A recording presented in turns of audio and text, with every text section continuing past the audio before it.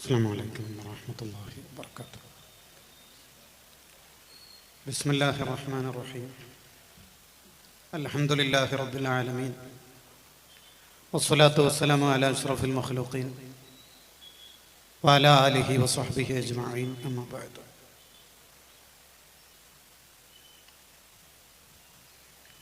فقد قال النبي صلى الله عليه وسلم: الكيس من دان نفسه وعمل لما بعد الموت. يا سيدي يا رسول الله خذ بيدي ما لي سواك ولا ألوي على أحد يا من يقوم مقام الحمد منفردا للواحد الفرد لم يولد ولم يلد مولاي صل وسلم دائما أبدا على حبيبك خير الخلق كلهم. അല്ലാഹു സുബ്ഹാനഹു വ തആല നമ്മുടെ ഈ മജ്‌ലിസ് ഖബൂൽ ചെയ്യുമാറാവട്ടെ. നല്ല കാര്യങ്ങൾ പറയാനും പഠിക്കാനും അത് ജീവിതത്തിൽ പകർത്തി ഈമാനോടെ ജീവിച്ച് ഈമാനോടെ മരണപ്പെടാനും നമുക്ക് അല്ലാഹു തൗഫീഖ് നൽകുമാറാവട്ടെ. നാം എല്ലാവരും മുഅ്മിനീങ്ങളാണ്, പരലോകത്ത് വിശ്വസിക്കുന്നവരാണ്. യഥാർത്ഥ ജീവിതം ആരംഭിക്കുന്നത് മരണശേഷം മുതലാണ് എന്നാണ് നമ്മൾ ഓരോരുത്തരും വിശ്വസിക്കുന്നതും അതിനുവേണ്ടിയാണ് പണിയെടുക്കുന്നത്. ഇവിടെ നമ്മൾ വന്നത്, ഇപ്പോൾ നമ്മൾ തറാവീഹ് പൂർത്തിയാക്കിയത്, പകല് നോമ്പനുഷ്ഠിച്ചത് വേറെന്തെങ്കിലും ഭൗതിക താല്പര്യത്തിൽ അല്ല. ഒരുപക്ഷേ നോമ്പെടുത്താൽ ആരോഗ്യപരമായ ഗുണങ്ങളുണ്ടായേക്കാം. നിസ്കാരത്തിൽ ഒരുപക്ഷെ കുറേ നിസ്കാരങ്ങൾ നിർവഹിക്കുമ്പോൾ അയാൾക്ക് ആരോഗ്യപരമായ ഗുണങ്ങളുണ്ടാകും. പക്ഷെ അതിനു വേണ്ടി അല്ല നമ്മൾ ആരും നോമ്പെടുത്തതും നിസ്കരിച്ചതും. മറിച്ച് മരിച്ചതിന് ശേഷമുള്ള ജീവിതത്തിനു വേണ്ടി എന്തെങ്കിലുമൊക്കെ ബാക്കി ഉണ്ടാവണം എന്നതാണ് നമ്മുടെ ഓരോരുത്തരുടെയും കരുത്ത്. അങ്ങനെയാണ് മുഅ്മിനീങ്ങൾ കരുതേണ്ടതും. അതാണ് നബി സല്ലല്ലാഹു അലൈഹി വസല്ലം തങ്ങൾ പറഞ്ഞത്: അൽ കയ്യിസു മൻ ദാന നഫ്സഹു വഅമില ലിമാ ബഅദൽ മൗത്ത്. മരിച്ചതിന് ശേഷമുള്ള ജീവിതത്തിന് വേണ്ടി ഈ ലോകത്ത് പണിയെടുക്കുന്ന ആൾ, അവരാണ് യഥാർത്ഥ ബുദ്ധിമാൻ എന്ന് ഹദീസിൽ കാണാം. ഈ ജീവിതം ഇന്നല്ലെങ്കിൽ നാളെ തീർന്നു പോകും. ഹൗസ് വാമിങ്ങിന് എല്ലാ തയ്യാറെടുപ്പും നടത്തി ഫ്ലൈറ്റ് ഇറങ്ങി നാട്ടിലെത്തുമ്പോഴേക്ക് മരിച്ചുപോയ പ്രവാസികൾ ഉണ്ടല്ലോ. കഴിഞ്ഞ വർഷം നമ്മളോട് സംവദിച്ച ഉസ്താദ് ഇന്ന് ഖബറിലാണല്ലോ. ഇങ്ങനെ നമ്മൾ ഓരോരുത്തരും ഖബറിലേക്ക് പോകേണ്ടവരാണ്. എപ്പോഴാണ് നമ്മുടെ അവസാന ശ്വാസവും തീർന്നു പോകുന്നത് എന്ന് നമുക്കറിയില്ല. ആ മരണം നമുക്ക് സംഭവിക്കാനുള്ളതാണ്. അതൊരു യാഥാർത്ഥ്യമാണ്, അതിലാർക്കും സംശയമില്ല. ലോകത്തെ ഏത് വിഷയത്തിൽ അഭിപ്രായ വ്യത്യാസം ഉണ്ടെങ്കിലും വഅ്ബുദ് റബ്ബക ഹത്താ യഅതിയകൽ യഖീൻ, മരണം എന്ന ഉറപ്പുള്ളത് വരെ എന്നാണ് ഖുർആൻ പ്രയോഗിച്ചേക്കുന്നത്. മരണത്തിന്റെ വിഷയത്തിൽ ആർക്കും ഡൗട്ടില്ല, അഭിപ്രായ വ്യത്യാസങ്ങൾ ഇല്ല. ആ മരണത്തിന് ശേഷമുള്ള ജീവിതത്തിന് വേണ്ടി കിട്ടിയ കാലം, അത് എത്ര വർഷമാണെങ്കിലും അല്ലെങ്കിലും, വയസ്സ് 18 മരിച്ചത് 88 മരിച്ചത് എന്നതൊന്നും അല്ല കണക്ക്.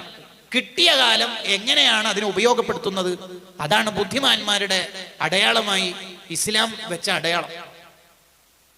നമ്മൾ ഓരോരുത്തരും ഈ ലോകത്തുനിന്ന് വിട പറയേണ്ടവരാണെന്നും ശാശ്വതമായ ജീവിതം അവിടെയാണ് ആരംഭിക്കുന്നതെന്നും ബോധം ഉള്ള ഒരാൾ ദുനിയാവ് കുറെ സമ്പാദിക്കാനോ വാരിക്കൂട്ടാനോ ദുനിയാവിലായി ജീവിച്ച് ആഖിറ നഷ്ടപ്പെടുത്താനോ ഒരിക്കലും അയാൾ നിൽക്കില്ല. നിങ്ങൾ നോക്കൂ, വലിയ പണക്കാരനായ ഒരാൾ തൻ്റെ മക്കളെ വിളിച്ചിട്ട് വസിയ്യത്ത് ചെയ്യാണ്: എൻ്റെ പണം ഈ നാട്ടിലെ ഏറ്റവും ബുദ്ധിമാനായ 2-3 പേരെ തെരഞ്ഞെടുപ്പിച്ച് കൊടുക്കണം എന്നൊരു ഹാജിയാര് വസിയ്യത്ത് ചെയ്താൽ മക്കൾ എവിടെയാണ് ഈ പണം കൊടുക്കേണ്ടത്? എവിടെയാണ് ഈ പണം മക്കൾ കൊടുക്കേണ്ടത്? PSCയുടെ റാങ്ക് ലിസ്റ്റ് ആണോ നോക്കേണ്ടത്? അല്ല CMA പാസ്സായവരെയാണോ നോക്കേണ്ടത്? അല്ല 8 മാസം കൊണ്ട് ഹിഫ്ള് പൂർത്തിയാക്കിയ 3 കുട്ടികളുണ്ട്, അവരാണ് ബ്രില്യൻസ്, അങ്ങനെയാണോ വിലയിരുത്തേണ്ടത്? ഫിഖഹിന്റെ മസല പ്രകാരം ബുദ്ധിമാനായ 3 പേരെ സെലക്ട് ചെയ്ത് കൊടുക്കണം എന്ന് തന്റെ വാപ്പ വസിയത്ത് ചെയ്താൽ ആ ബുദ്ധിമാൻ എങ്ങനെ കണക്കാക്കും? അവിടെയുള്ള സുഹാദ് അഥവാ ദുനിയാവിനോട് താല്പര്യമില്ലാതെ ആഖിറം ഓർത്ത് ജീവിക്കുന്നവരെയാണ് സാഹിദ്, പരിത്യാഗി എന്ന് പറയാം. അവരെ തെരഞ്ഞുപിടിച്ച് കൊടുക്കണം എന്നതാണ് മസാല. കാരണം അവനാണ് ഒറിജിനൽ ബുദ്ധിമാന്മാർ. ഇന്ന ലില്ലാഹി ഇബാദൻ ഫൂത്തന, അള്ളാഹുവിന്റെ ചില ബുദ്ധിയുള്ള അടിമകളുണ്ട്. അള്ളാഹുവിന് ബുദ്ധിയുള്ള ചില അടിമകളുണ്ട്. അവരുടെ പ്രത്യേകത എന്താ? അവർ ദുനിയാവിനെ ത്വലാഖ് ചൊല്ലിയവരാണ്. അവർ ആഖിറത്തെ പ്രേമിച്ചവരാണ്. അവർ ആഖിറത്തിലേക്കുള്ള യാത്രക്ക് കരുത്തു സ്വത്ത് തയ്യാറെടുപ്പ് നടത്തിയവരാണ്. അവരാണ് ഏറ്റവും വലിയ ബുദ്ധിമാൻ എന്നാണ് ഇസ്ലാം നമ്മെ പഠിപ്പിക്കുന്നത്. ഞാൻ ആമുഖം ദീർഘിപ്പിക്കുകയല്ല. അപ്പൊ നമ്മളെല്ലാവരും ഈ ലോകത്തുനിന്ന് വിട പറയേണ്ടവരാണ്. അതിന്റെ ഒരു ഡേറ്റ് എപ്പോഴാണെന്ന് നമുക്ക് ആർക്കും അറിയില്ല. അങ്ങനെ വിട പറയുമ്പോൾ ആ മയ്യത്തിന്റെ കൂടെ 3 ആൾക്കാരുണ്ടാവും. ഈ സംസാരമാണ് ഞാൻ ഇന്ന് നിങ്ങളോട് ഉടനീളം കൊണ്ടുവരണം എന്ന് വിചാരിക്കുന്ന ഹദീസിന്റെ ആശയം. യത്ബഉൽ മയ്യത്ത് സലാസുൻ, ഒരാൾ മരണപ്പെടുമ്പോൾ അയാളുടെ കൂടെ 3 ആൾക്കാരുണ്ടാവും. ഫയർജിഉ ഇസ്നാനി, 2 പേര് തിരിച്ചു പോരും, ഒരാൾ മാത്രമേ ബാക്കി ഉണ്ടാവുള്ളൂ. നബി സല്ലല്ലാഹു അലൈഹി വസല്ലം തങ്ങൾ ഈ ഹദീസിലൂടെ നമ്മുടെ ജീവിതത്തിന്റെ ലക്ഷ്യം എന്താവണം എന്ന് കൃത്യമായി പഠിപ്പിക്കുകയാണ്. ഓരോന്നിനോടും നമ്മൾ സ്വീകരിക്കേണ്ട നിലപാട് എന്താണ് എന്ന് നമ്മെ ബോധ്യപ്പെടുത്തുകയാണ് മുഹമ്മദുർ റസൂലുള്ളാഹി സ്വല്ലല്ലാഹു അലൈഹി വസല്ലം. ഒരാൾ മരണപ്പെടുമ്പോൾ അയാളുടെ കൂടെ 2 പേര് കൂടെ ഉണ്ടെങ്കിലും തിരിച്ചു പോരുന്ന 2 ആൾക്കാരാണ്. 3ാമത്തെ ആള് മാത്രമേ നിന്റെ കൂടെ എപ്പോഴും ഉണ്ടാവുകയുള്ളൂ. ഏതാണ് ഈ 3 സുഹൃത്തുക്കൾ? ആരാണ് ഈ 3 ആൾക്കാർ? ഇത് പഠിച്ചാൽ തന്നെ നമ്മൾ എന്തിനാ ഈ ഭൂമിയിൽ ജീവിക്കുന്നത്, എങ്ങനെയാ ജീവിക്കേണ്ടത് എന്ന ബോധ്യം നമുക്ക് ഓരോരുത്തർക്കും ഉണ്ടാവും. ഒന്നാമത്തത് അഹ്ലുഹു, ആ മയ്യത്തിന്റെ അഹ്ലുകാരാണ്, കുടുംബക്കാരാണ്. അവർ കൂടെ ഉണ്ടാകും. എവിടെ വരെ ഉണ്ടാകും? ഒരുപക്ഷെ മറമാടുന്നത് വരെ ഉണ്ടാകും. അവരെല്ലാവരും തിരിച്ചു പോരും. നിങ്ങളില്ലാതെ എനിക്ക് ഒറ്റ ദിവസം ഇവിടെ നിൽക്കാൻ കഴിയുന്നില്ല, മിസ്സിംഗ് ആണ് എന്ന് പറയുന്ന ഭാര്യ കൂടെ ഖബറിലേക്ക് വരുമോ? ഇല്ല. വാപ്പില്ലാണ്ട് ഞാൻ ഒറ്റയ്ക്ക് യാത്ര ചെയ്യാനോ? ഐ കാൻ't, എന്നെ കൊണ്ട് കഴിയില്ല എന്ന് പറയുന്ന മോനുണ്ടാവോ? ഇല്ല. എന്താണെന്ന് അറിയില്ലടി, എനിക്ക് നീ ഇല്ലാണ്ട് എങ്ങനെയും നിൽക്കാൻ കഴിയുന്നില്ല, ഞാൻ ഏതായാലും ഒരു വിസിറ്റിംഗ് നിനക്ക് വേണ്ടി ശരിയാക്കുന്നുണ്ട് എന്ന് ഭർത്താവ് പറഞ്ഞാൽ ആ ഭർത്താവ് ഉണ്ടാവോ കൂടെ ഖബറിൽ? ഇല്ല. എന്റെ ചങ്കാണ്, എന്റെ ബെസ്റ്റിയാണ് എന്ന് ഏത് ടെർമിനോളജി വിളിച്ച് വിശേഷിപ്പിച്ചാലും അവരാരും നമ്മുടെ കൂടെ ഉണ്ടാവില്ല. അവൻ ഒറ്റക്ക് ഖബറിൽ പോകണം. ഒരു കുടുംബക്കാരനും കൂടെ ഉണ്ടാവില്ല. ഖബറിലെത്തിയത് മുതൽ നമ്മൾ പിന്നെ ഒറ്റക്ക് ജീവിക്കണം. നമ്മൾ തന്നെ എങ്ങനെയോ കിടക്കുന്നത് ആ ഖബറിൽ. ഖബറിലെങ്ങാനും ഒരാളെ മലർത്തി കിടത്താണെങ്കിൽ അയാളുടെ കൈ ഒന്ന് വിശാലമായി വെക്കാൻ മാത്രം അവിടെ സ്പേസ് ഇല്ല. ആ കൈ തന്നെ വയറിന്റെ മേലെ വെച്ചിട്ട് ചുരുണ്ട് കിടക്കേണ്ടി വരും. അത്രയും ചെറിയ സ്പേസ് ആണല്ലോ ഖബർ എന്ന് പറയുന്നത്. ആലോചിച്ച് നോക്കി, അവിടെ നമ്മുടെ കുടുംബങ്ങൾ ആരും വരൂല. സ്ത്രീകൾ, ഭാര്യ, പെൺകുട്ടികൾ, പെങ്ങന്മാർ, അവരൊക്കെ നമ്മളെ മയ്യത്ത് കൊണ്ടുപോകുമ്പോൾ ജസ്റ്റ് ഒന്ന് കരയും, അത്ര തന്നെ. കുറച്ച് ആണുങ്ങളൊക്കെ വരും ഖബർ വരെ, പിന്നെ അവരും തിരിച്ചു പോകും. അന്ന് മുതൽ നമ്മൾ ഒറ്റക്ക് ജീവിക്കണം.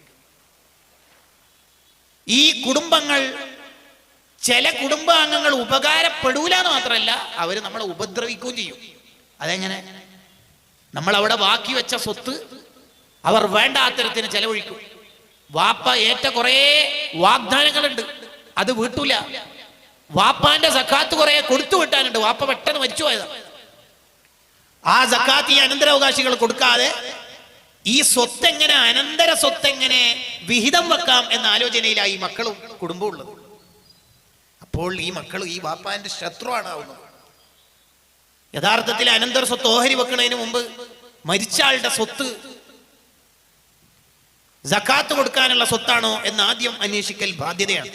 കുടുംബങ്ങൾക്ക് ദീനീ ബോധം ഇല്ലെങ്കിൽ അതൊന്നും അന്വേഷിക്കൂല. അതാണ് ഖുർആൻ പറഞ്ഞത്, നിങ്ങളുടെ കുടുംബത്തിൽ തന്നെ നിങ്ങൾക്ക് ശത്രുക്കൾ ഉണ്ടാകും. അതാണ് ഈ പറയുന്നത്. ദീനീ ബോധമില്ലാത്ത മക്കളാണെങ്കിൽ മര്യാദയ്ക്ക് ദീൻ പഠിപ്പിച്ചിട്ടില്ല, വാപ്പാന്റെ വേക്കിൽ ബിസിനസ്സുകാരാക്കി, അല്ലെങ്കിൽ വലിയ വലിയ ഭൗതിക കോഴ്സുകൾ പഠിപ്പിച്ചു, അവർക്ക് ദീനീ ബോധം കൊടുത്തിട്ടില്ല. ആ മക്കളെ കൊണ്ട്, ആ ഭാര്യയെ കൊണ്ട് ഇയാൾ അനുഭവിക്കും ഖബറിലെത്തുമ്പോൾ. ഇയാൾ ഉണ്ടാക്കിയ സ്വത്തിന് സക്കാത്ത് കൊടുക്കാത്തതിന്റെ പേരിൽ ഇയാൾ ശിക്ഷിക്കപ്പെടുമ്പോൾ ഈ സ്വത്ത് കൊണ്ട് പുട്ടടിക്കുകയാണ്, അടിച്ചു പൊളിക്കുകയാണ് അനന്തരാവകാശികൾ. എങ്ങനെയുണ്ട് ആലോചിച്ച് നോക്കിയേ. ഈ അഹ്ലുകാർ യഥാർത്ഥത്തിൽ ഇയാളുടെ ഖബർ എന്ന മണ്ണറ മണിയറയാക്കേണ്ട അഹ്ലുകാർ ഇപ്പോൾ അടിച്ചു പൊളിച്ച് ജീവിതം തിമിർത്താടുകയാണ്. ഈ അഹ്ലുകാരെ നമ്മൾ ശരിപ്പെടുത്തേണ്ടതില്ലേ? നമ്മുടെ ഖബർ എന്ന ലോകം വെളിച്ചമാക്കേണ്ടവരല്ലേ നമ്മളെ മക്കൾ? അത് നമ്മൾ മരിച്ചു കഴിഞ്ഞിട്ടാണോ അവരെ ശരിയാക്കേണ്ടത്? അല്ല, നമ്മളെ മക്കൾ സ്വാലിഹീങ്ങളായി കിട്ടണം. അതിന് ജീവിതത്തിൽ ഏറ്റവും കൂടുതൽ നമ്മൾ അധ്വാനിക്കേണ്ടത് നമ്മുടെ മക്കളെ നന്നാക്കാനാണ്. അതെന്താ ചെയ്യേണ്ടത്? വിശുദ്ധ ഖുർആൻ നമുക്ക് മനസ്സിലാവുന്ന ഭാഷയിൽ തന്നെ പറഞ്ഞല്ലോ, ഖു അൻഫുസകും വഅഹ്ലീകും നാറാ. നിങ്ങൾ, നിങ്ങളെ മക്കൾ, നിങ്ങളെയും നിങ്ങളെ മക്കളെയും നരകത്തിൽ നിന്ന് രക്ഷപ്പെടുത്തേണ്ട ഡ്യൂട്ടിയാണ് നിങ്ങൾക്ക് ഓരോരുത്തർക്കും ഉള്ളത്. അല്ലാതെ പ്രോഗ്രസ് കാർഡിൽ എവിടെയാ പേര്, പേര്, രക്ഷിതാവിന്റെ പേര്, ഒപ്പ്, അവിടെ ഒപ്പിട്ടാൽ തീരുന്നതല്ല രക്ഷിതാവിന്റെ ഡ്യൂട്ടി എന്ന് പറഞ്ഞു. അഹ്ലുകാരെ, മക്കളെ, ഭാര്യ സന്താനങ്ങളെ നരകത്തുനിന്ന് രക്ഷപ്പെടുത്തുമ്പോഴാണ് ഒരു ഭർത്താവിന്റെ, ഒരു വാപ്പാന്റെ ഉത്തരവാദിത്വം പൂർത്തിയാവുന്നത്. ഇമാം ഷാറാനി റളിയല്ലാഹു അൻഹു പറയുന്നുണ്ട്, ചില വാപ്പമാർ മക്കളെ കാര്യം തീരെ ശ്രദ്ധിക്കൂല, എന്നിട്ട് ഫുള്ള് ഉമ്മാക്ക് വിട്ടുകൊടുക്കും. ദാ നീ എല്ലാം നോക്കണേ മക്കളെ കാര്യം, ഫീസ് എത്ര വേണമെങ്കിൽ എന്നോട് പറഞ്ഞോട്ടോ, ഞാൻ ജിപേ ചെയ്യാം, കാര്യങ്ങളൊക്കെ നീ നോക്കണേ. എല്ലാം ഉമ്മമാർക്ക് വിട്ടുകൊടുത്താൽ കുട്ടികൾ നന്നാവണമെന്നില്ല. 1000-600 കൊല്ലം മുമ്പ് ഷാറാനി ഇമാം എഴുതി വെക്കുക, എല്ലാം ഉമ്മമാർക്ക് വിട്ടുകൊടുക്കാനുള്ളതല്ല. കറന്റ് സ്റ്റാറ്റസും പുതിയ പുതിയ വർത്തമാനങ്ങളും അപകടങ്ങളുമെല്ലാം കൂടുതൽ പുരുഷന്മാർക്കായിരിക്കും വാർത്തകളോട് കൂടുതൽ ചേർന്ന് നിൽക്കുന്നത് കൊണ്ടും പുറം ലോകം അറിയുന്നത് കൊണ്ടും മനസ്സിലാവുക. ഉമ്മമാർക്ക് അതൊന്നും ചിലപ്പോൾ മനസ്സിലായിക്കൊള്ളുന്നില്ല. ആകയാൽ ഉമ്മമാർക്ക് കൊട്ടേഷൻ കൊടുക്കൽ പരിപാടിയല്ല വാപ്പ ചെയ്യേണ്ടത്. രണ്ടുപേരും കൂടി തർബിയത്ത് നടത്തുമ്പോഴാണ് നമ്മളെ മക്കൾ സ്വാലിഹീങ്ങളാവുക. ഞാൻ അള്ളാഹുവിനോട് പറയോട്ടോ, എന്ത്, ഞാൻ നിന്നെ ഏൽപ്പിച്ചിരുന്നു. ആഹാ, വെരി ഗുഡ്. ഭാര്യയോട് പറയാ ചില ആള്, എന്ത്, ഞാൻ അള്ളാഹിനോട് പറയും നിന്നെ ഏൽപ്പിച്ചിരുന്നു. അപ്പൊ ഇയാൾക്ക് എന്താ പണി? അങ്ങനെയൊന്നും പറ്റൂല, അങ്ങനെയൊന്നും പറ്റില്ല.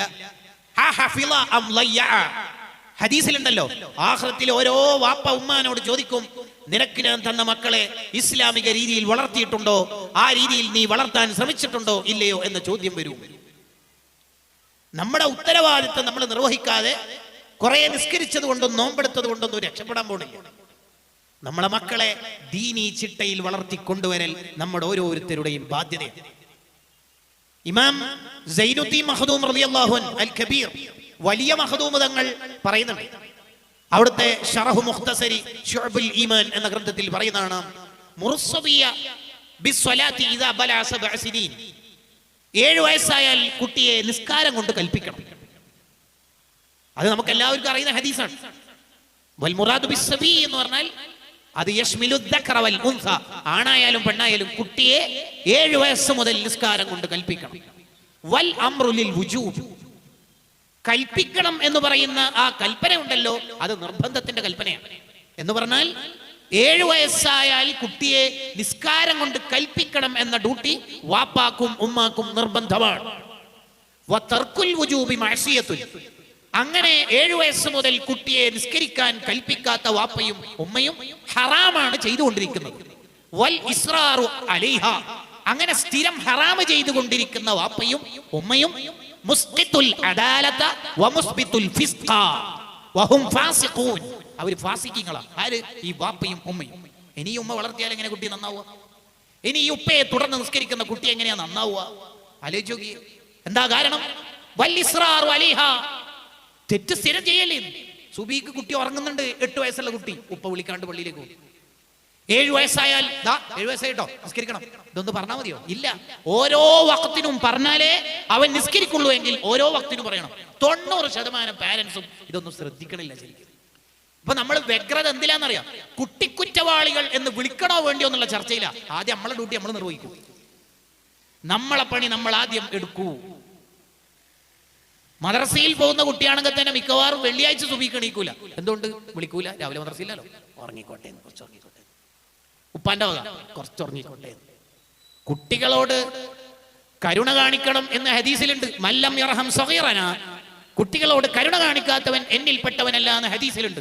ആ ഹദീസിനെ ഇതേ കിതാബിൽ തന്നെ മഖ്ദൂം തങ്ങൾ വിശദീകരിക്കുന്നുണ്ട്. കുട്ടികളോട് കരുണ കാണിക്കുക എന്ന് പറഞ്ഞാൽ കുട്ടികൾ അതിന്റെ പാട്ടിന് വിടലല്ല, കുറച്ചൊക്കെ കുരുത്തക്കിടപ്പ് കളിച്ചോട്ടെ, ഹറാമ് ചെയ്തോട്ടെ എന്ന് വിടലല്ല. അവരെ നരകത്തുനിന്ന് രക്ഷപ്പെടുത്തലാണ് ഏറ്റവും വലിയ കരുണ. വാപ്പ സുബഹിക്ക് പള്ളിയിലേക്ക് ഇങ്ങനെ പോരുന്നു, മക്കളെ വിളിച്ചിട്ടില്ല. 10ാം ക്ലാസ്സിലും 8ാം ക്ലാസ്സിലും പഠിക്കുന്ന കുട്ടികളെ വിളിക്കണില്ല. പെട്ടെന്നാണ് ഗ്യാസ് സിലിണ്ടർ പൊട്ടിത്തെറിച്ചതായിട്ട് നമുക്ക് തോന്നുന്നു. കിച്ചന്റെ ഭാഗം മൊത്തം തീ പിടിച്ചിട്ടുണ്ട്. വേഗം എന്ത് ചെയ്യും?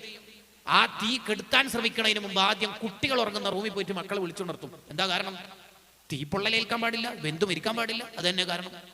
ഈ ചെറിയ തീയിൽ നിന്ന് നീ മക്കളെ രക്ഷപ്പെടുത്തുന്നില്ലേ? ഉണ്ട്. വനഹ്നു ജഅൽനാഹ തദ്കിറ. ഈ തീയെ നരകോർമ്മിപ്പിക്കാനാണ് അള്ളാഹു സൃഷ്ടിച്ചത്. ഇതിന്റെ 70 ഇരട്ടി തീയല്ലേ ഈ കുട്ടികൾ നിസ്കാരത്തിന് എണീറ്റില്ലെങ്കിൽ അനുഭവിക്കുക. അതെന്താ അതിൽ നിന്ന് രക്ഷപ്പെടുത്താത്തത്? ഇതാണ് ഇസ്ലാം ചോദിക്കുന്ന ചോദ്യം. ഇങ്ങനെ വാപ്പയും ഉമ്മയും 7 വയസ്സ് മുതൽ കുട്ടിയെ നിസ്കാരം കൊണ്ട് കൽപ്പിക്കാത്ത വാപ്പയും ഉമ്മയുമാണെങ്കിൽ അവർ ഫാസിഖീങ്ങളാണ്. ലാ തൻഅഖിദുൻ നികാഹ ബിശഹാദതിഹിം. ഈ ഉപ്പ സാക്ഷി നിന്നാൽ ആ നാട്ടിൽ നടക്കുന്ന ഏതെങ്കിലും ഒരു നിക്കാഹിന് ഈ ഉപ്പയാണ് പോയിട്ട് ഒപ്പിടുന്നത്, സാക്ഷിക്കണത്. ആ നിക്കാഹ് സ്വയ്യാവൂല. വലൗ കാനു അൽഫൻ. ഇത്തരത്തിലുള്ള 1000 എണ്ണം ആ പള്ളിയിലുണ്ട്. 1000 ആളുണ്ടായിട്ടും കാര്യമില്ല. കാരണം ഇവരെല്ലാവരും ഫാസിഖീങ്ങളാണ്. ഫാസിഖീങ്ങളെ കൊണ്ടുള്ള നിക്കാഹ് സ്വഹീഹാവില്ല. ഇന്ദ അക്സരിൽ അഇമ്മ. മഹാനായ മഖ്ദൂം തങ്ങൾ എഴുതി വെക്കുന്നു. എന്തൊരു അർത്ഥവത്തായ വാക്കാ നോക്കി. ആരാ ഇതൊക്കെ ശ്രദ്ധിക്കണത്? ആരാ ശ്രദ്ധിക്കണത്? അപ്പൊ നമ്മളെ മക്കൾ അഹ്ലുകാർ ആഖിറത്തിൽ ഉപകരിക്കണം എന്ന് നമുക്ക് നിയ്യത്തുണ്ടെങ്കിൽ ഇസ്ലാം പറഞ്ഞ റൂട്ടിൽ അവരെ വളർത്തിക്കൊണ്ടുവരാൻ നമുക്ക് കഴിയണം. ഇസ്ലാം അതിന് കറക്റ്റ് റൂട്ട് വരക്കുന്നുണ്ട്. എന്താണ് ഇസ്ലാം പറഞ്ഞ റൂട്ട്? ഏതാ? ചെറിയ പ്രായം മുതൽ തന്നെ കുട്ടികൾക്ക് ഒരു ഘട്ടത്തിലും വരാതെ ശ്രദ്ധിക്കണം. എന്ന് പറഞ്ഞാൽ പൊങ്ങച്ചം, അല്ലെങ്കിൽ പണത്തിന്റെ പത്രാസിന്റെ പ്രൗഢി വർത്താനം, അതൊന്നും ഉണ്ടാവരുത് കുട്ടികൾക്ക്. ഒരിക്കലും അത് അനുവദിക്കരുത്. കുട്ടികൾക്ക് ലളിത ജീവിതം പറഞ്ഞു കൊടുക്കണം ചെറിയ പ്രായത്തില്. മുന്തിയ ഇനം ഡ്രസ്സ് മാത്രം കുട്ടികൾക്ക് എടുത്ത് പഠിപ്പിച്ചാൽ ആ കുട്ടി ദുന്യാവിന്റെ ആളായി മാറും. മുന്തിയ ഇനം ഫുഡ് മാത്രം, മുന്തിയത് മാത്രം. നമ്മളേതായാലും കുറച്ച് കഷ്ടപ്പെട്ടല്ലോ സാറേ, ഓനേതായാലും കുറച്ച് ആസ്വദിക്കട്ടെ. അങ്ങനെയാണോ നിലപാട്? ഖബറിലേക്ക് കിട്ടാൻ പോകുന്നില്ല പിള്ളേർ. ഇപ്പം കുറച്ച് ചിരിക്കുമായിരിക്കും, ഉപ്പ സെറ്റ്, ഉപ്പ തന്ത വൈബല്ലാന്ന് ചിലപ്പോൾ പറയുമായിരിക്കും. ബട്ട് നമുക്ക് നാളെ ആ കുട്ടികളെ കിട്ടില്ല. പുതിയ കാല വർത്തമാനങ്ങൾ നമുക്ക് കൂടുതൽ തെളിവുകളിലേക്ക് വിരൽ ചൂണ്ടുന്നുണ്ട്. നമ്മളെ മക്കള് നന്നാവണോ? അതിന് ചെറിയ പ്രായം മുതലേ ആ കുട്ടികൾക്ക് ഈ വലിയ പൊങ്ങച്ച വർത്തമാനങ്ങളും ഹൈപ്പോക്രസി, വാനിറ്റി, ഇതൊന്നും കുട്ടികൾക്ക് ഉണ്ടാവില്ല. ലളിത ജീവിതം എല്ലാവർക്കും കൊടുക്കാൻ പഠിപ്പിക്കണം കുട്ടികൾക്ക്. ചെറിയ പ്രായത്തിലെ കുട്ടികൾ സ്കൂളിൽ നിന്ന് എനിക്ക് ഒരാൾ ഇറൈസർ തന്നു, വേറെ ആൾ കട്ടർ തന്നു, ഇൻസ്ട്രുമെന്റ് ബോക്സ് തന്നു, ഇങ്ങനെ തന്നു എന്ന് പറയുമ്പോൾ എന്തോ ആളാ ഇത്? എല്ലാവരുടെ അടുത്തുനിന്ന് വാങ്ങിയിട്ട് വരേണ്ട ആളാ നീ കുറേയൊക്കെ കൊടുക്കേണ്ട ആളല്ലേ, നീ ഇങ്ങനെ വാങ്ങാൻ പോകുന്ന ആളാ. അയ്യേ, വാങ്ങൽ വളരെ മോശവും കൊടുക്കലാണ് നല്ല കാര്യവും എന്ന് ചെറിയ മനസ്സിൽ തന്നെ ഇൻജക്ട് ചെയ്ത് കൊടുക്കണം എന്ന് റിയാദത്തു സുബിയാൻ എന്ന കിതാബിൽ കാണാം. അതേപോലെ കുട്ടികൾക്ക് ചെറുപ്പത്തിൽ തന്നെ രൂപപ്പെടുത്തി കൊടുക്കേണ്ടതാണ്. ഷെയർ ചെയ്യാനുള്ള മനസ്സ് രൂപപ്പെടുത്തി കൊടുക്കണം. എന്തെങ്കിലും ഒരു ചെറിയ ചോക്ലേറ്റ് കിട്ടിയാൽ നീ അനുജന് കൊടുത്തോ? ഇല്ലേ, ഒറ്റക്ക് തിന്ന. അയ്യേ, അപ്പൊ കുട്ടികൾക്ക് തോന്നും ഇതെല്ലാം പീസാക്കിയിട്ടായിരിക്കും കൊടുക്കണം. പക്ഷെ പല വാപ്പമാരും അങ്ങനല്ല. എടാ, ഒരു ചോക്ലേറ്റേ വാങ്ങിയിട്ടുള്ളൂ, എനിക്ക് ഏതായാലും ഇപ്പൊ തരാം, നീ ഒരു കാര്യം ചെയ്യും, ഇവിടെ നിന്ന് പൊളിക്കണ്ട, മേലെ റൂമിൽ പോയിട്ട് തിന്നോളി ഒറ്റക്ക്, എന്നാൽ പിന്നെ ആർക്കും കൊടുക്കണ്ടല്ലോ. ഈ കുട്ടി എന്താ ആ വാക്കുകൊണ്ട് പഠിച്ചത് നിങ്ങൾ ആലോചിച്ചു. ഈ കുട്ടി ഭാവിയിൽ എന്താ പഠിക്കലെന്ന് ഞാൻ പറഞ്ഞുതരാം. ഈ കുട്ടിക്ക് വാപ്പ കൊടുക്കുന്നത് ഭാവിയിൽ ആ കുട്ടി ഹുണ്ടിപ്പണം എങ്ങനെ കൈമാറാന്ന് പഠിച്ചിട്ടുണ്ടോ? അല്ലെങ്കിൽ ലഹരി എങ്ങനെ കൈമാറാം പഠിച്ചിട്ടുണ്ടോ? ഈ കുട്ടിക്ക് ഈ വാപ്പ എന്തപ്പോൾ കൊടുത്തത്? എന്തൊരു പൊട്ടത്തര സന്ദേശമാണ് കൊടുത്തേക്കുന്നത്. അങ്ങനല്ല, എന്ത് കിട്ടിയാലും അപരന് വേണ്ടി ഷെയർ ചെയ്യാനുള്ളൊരു എന്താ പറയാ പാരസ്പര്യ ബോധമാണ് കുട്ടിക്ക് കൊടുക്കേണ്ടത്. അപ്പൊ കുട്ടിക്ക് മനസ്സിലാവും കോമ്പസ് കുത്താനുള്ളതല്ല, നാളത്തെ ഒരു ലോകം വരക്കാനുള്ളതാണെന്ന് ആ കുട്ടിക്ക് മനസ്സിലാവും. അപരനെ സ്നേഹിക്കാൻ, മറ്റുള്ളവരെ സ്നേഹിക്കാൻ ചെറിയ പ്രായത്തിലേ കുട്ടികൾക്ക് പഠിപ്പിച്ചു കൊടുക്കണം. അതേപോലെ കുട്ടികൾക്ക് സ്വാലിഹീങ്ങളുടെ ചരിത്രം പറഞ്ഞു കൊടുക്കണം. സ്വാലിഹീങ്ങളുടെ ചരിത്രം കുട്ടികൾക്ക് പറഞ്ഞു കൊടുത്താൽ അവരുടെ ഖൽബിൽ ഈമാൻ ഇങ്ങനെ വർദ്ധിക്കും. ഇല്ലാത്ത ആളാണ് പലപ്പോഴും ബിദ്അത്തുകാരായി മാറുക. അതിനൊക്കെ വാപ്പമാര് ഉമ്മമാര് സമയം കണ്ടെത്തണം. ഇപ്പോഴത്തെ ഫാമിലിയിലെ ഏറ്റവും വലിയ പ്രശ്നം തന്നെ ഒന്നിച്ചിരുന്ന് വർത്തമാനങ്ങളില്ല എന്നുള്ളതാണ്. ബ്രേക്ക്ഫാസ്റ്റ് റെഡിയാന്നുള്ളത് ഫാമിലി ഗ്രൂപ്പിൽ അറിയിക്കേണ്ട ഗതികേടാണ്. ഫുഡ് ഈസ് റെഡി, എല്ലാവരും വരിക. ഫാമിലി സംഗമങ്ങളൊക്കെ കൂടുതലാണ്. ഹറാമുകളുടെ പെരുമഴയാണ് ഫാമിലി സംഗമത്തിൽ ഉണ്ടാവുക. എവിടെയാണ് ഈ ബർക്കത്തുണ്ടാവുക? എന്താണ് നമ്മളെ തലമുറക്ക് പറ്റിപ്പോയത് റഹ്മാൻ? നമ്മുടെ അഹ്ലുകാർ നമുക്ക് ഉപകരിക്കണം എന്ന് വിചാരിച്ചിട്ട് നമ്മൾ ഭൂമിയിൽ ജീവിച്ചാൽ, ഭൂമിയുടെ താഴെ പോയാൽ ആ മക്കളെ കൊണ്ട്, ആ അഹ്ലുകാരെ കൊണ്ട് നമുക്ക് ഉപകാരം ഉണ്ടാവും. അത്തരം മക്കളെ കൊണ്ടുള്ള ഉപകാരം എന്താ നിങ്ങൾ കേൾക്കണോ? ഹനഫി മദ്ഹബുകാരനായ ഇബ്നു ആബിദീൻ റളിയല്ലാഹു അൻഹു ആ കാലത്തെ വലിയ പണ്ഡിതനാണ്. ആ മഹാനവറുകളുടെ അടുത്ത് ഒരുപാട് കിതാബുകളുണ്ട്. നിങ്ങൾക്ക് കിടന്ന ഇത്രയും കിതാബുകൾ ആരാ ഇതൊക്കെ വാങ്ങിത്തന്നത്? അതിന് മഹാന്റെ മറുപടി എന്താ അറിയോ? എന്റെ വാപ്പ വാങ്ങിത്തന്നതാണ്. വാപ്പയോ? ഇത്രയും? അതെ, ഞാൻ ഒരു ആലിമായി കിട്ടാൻ വാപ്പാക്ക് അത്രയും ആഗ്രഹമുണ്ട്. ആ വാപ്പ വഫാത്തായി. എല്ലാ ദിവസവും ഇശാ നിസ്കാര ശേഷം ദീർഘനേരം ഖുർആൻ ഓതിയിട്ട് വാപ്പാക്ക് വേണ്ടി ദുആ ചെയ്യും ഇബ്നു ആബിദീൻ റളിയല്ലാഹു അൻഹു. കറക്റ്റ് ഒരു മാസം കഴിഞ്ഞിട്ടേ ഉള്ളൂ, കറക്റ്റ് ഒരു മാസം. വാപ്പ മരിച്ച് ഒരു മാസം കഴിഞ്ഞപ്പോൾ വാപ്പ സ്വപ്നത്തിൽ വന്നു, ഈ മകന്റെ സ്വപ്നത്തിൽ. എന്നിട്ട് പറയാ, മോന് കൊടുത്തേക്കുന്നൊക്കെ വാപ്പാക്ക് കിട്ടുന്നുണ്ട്, സന്തോഷമായിട്ട് കിട്ടുന്നുണ്ട്, മോന് തുടരണേ മോനെ എന്ന് പറയും. ഇങ്ങനെ ആവണം നമ്മളെ മക്കളൊക്കെ. നാളെ താഴെ പോയിട്ട് കിടക്കേണ്ട ഖബറിൽ നിന്ന് ആ ഖബറിലേക്ക് വെളിച്ചം വരാൻ നമ്മുടെ മക്കൾ സ്വാലിഹീങ്ങളായി കിട്ടിയാൽ, വലദുൻ സ്വാലിഹുൻ യദ്ഉ ലഹു, ആ മക്കൾ മതി നമുക്ക് രക്ഷപ്പെടാൻ. സൗദിയിലെ അൽക്കോബാർന്ന് മോന് കൊടുത്തയച്ച് നട്സ്, അണ്ടിപ്പരിപ്പ്, മുന്തിരി അല്ലെങ്കിൽ പിസ്ത, ബദാം, പിറ്റേന്നായി ഇങ്ങനെ തിന്നോണ്ടിരിക്കുമ്പോഴാണ് മോൻ എന്നെ വീഡിയോ കോൾ ചെയ്യണത്. എടാ, ഇന്നലെ നീ കൊടുത്തയച്ചത് എന്റെ ഉപ്പ തിന്നതാ, ഉമ്മ കാണിച്ചു കൊടുക്കുന്നു. നീ ഇന്നലെ കൊടുത്തയച്ച കൗണ്ടർ കൊണ്ട് ഉമ്മ നിക്കറില്ലെന്നുണ്ട്, ഉപ്പ കാണിച്ചു കൊടുക്കുന്നു. ഇത് മതി, നമുക്ക് അണ്ടിപ്പരിപ്പിൽ ഒതുങ്ങിയാൽ മതി നമ്മളെ മക്കള്. പോരാ, ഇത് പോരാ. എന്നൊന്നും കിടക്കേണ്ട ഖബർ വെളിച്ചമാക്കി തരേണ്ട മക്കൾ ഇവിടെ ഉണ്ടാവണം. അപ്പോഴാണ് ഹാജിയാരെ നമ്മുടെ ജീവിതം സാർത്ഥകമാവുന്നത്. അപ്പോഴാണ് ഉമ്മമാരെ നമ്മുടെ ഖബർ വെളിച്ചമാകുന്നത്. അങ്ങനെ മക്കൾ ഖൈർ ഇങ്ങനെ ചെയ്യുമ്പോൾ വാപ്പാക്ക് കൊടുത്തേക്കൊന്നും വേണ്ട, മക്കൾ ഖൈർ ചെയ്താൽ മതി. വലതും സ്വാലിഹുൻ, അത് മതി. പിന്നെ യദ്ഉ ലഹു എന്ന് പറയുന്നത് സ്വാലിഹായ മക്കളാകുമ്പോൾ എന്തായാലും ദ്വാരക്കുമല്ലോ എന്ന അർത്ഥത്തിൽ പറയണതാ. മക്കൾ ചെയ്താൽ മതി, അതൊക്കെ ഉപ്പായുടെയും ഉമ്മായുടെയും ഖബറിലേക്ക് എത്തും. അങ്ങനെ മക്കൾ നല്ല നടപ്പുമായി ജീവിക്കുമ്പോൾ ഈ ഖബറിലുള്ള ഉപ്പയും ഉമ്മയും മക്കൾക്ക് വേണ്ടി ദ്വാരക്കുന്ന. എന്താ ദ്വാരക്കുക? അൽഹംദുലില്ലാഹ്, എന്റെ അബ്ദുൽ മോന്, എന്റെ ഫാത്തിമ മോള് ഈ പാതിരാത്രി എണീറ്റ് തഹജ്ജുദ് നിസ്കരിക്കുന്നുണ്ടല്ലോ. ആരാ പറയണത്? ഖബറിലുള്ള ഉപ്പയും ഉമ്മയും. അത് ഖുർആൻ തന്നെ പറഞ്ഞല്ലോ, വഖുൽ ഇഅ്മലു ഫസയറല്ലാഹു അമലക്കും വറസൂലുഹു വൽ മുഅ്മിനൂൻ. മുഅ്മിനീങ്ങൾ കാണും, മുഅ്മിനീങ്ങൾ കാണും, കണ്ടിട്ട് അവർ സന്തോഷിക്കും. അൽഹംദുലില്ലാഹ്, ഞാൻ ഉണ്ടാക്കിയ വീട്ടിൽ ഓരോ റൂമിലും എന്റെ മക്കളതാ ളുഹ നിസ്കരിക്കുന്നു, തഹജ്ജുദ് നിസ്കരിക്കുന്നു, ഖുർആൻ ഓതുന്നു, ഖൈറാത്തുകൾ ചെയ്യുന്നു. ആ സന്തോഷം മാത്രമല്ല, അവര് ദുആ ചെയ്യും, അല്ലാഹുവേ എന്റെ മക്കൾക്ക് ഈ നന്മയിലായിട്ട് തന്നെ തുടരാനുള്ള തൗഫീഖ് നൽകണേ. ആര് ദുആർക്കുന്നു?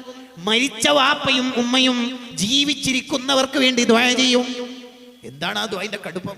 ആ സന്തോഷത്തിന്റെ ദുആ കിട്ടണം. അതിന് നമുക്ക് എന്ത് വേണം? നല്ല മക്കളെ കിട്ടണം.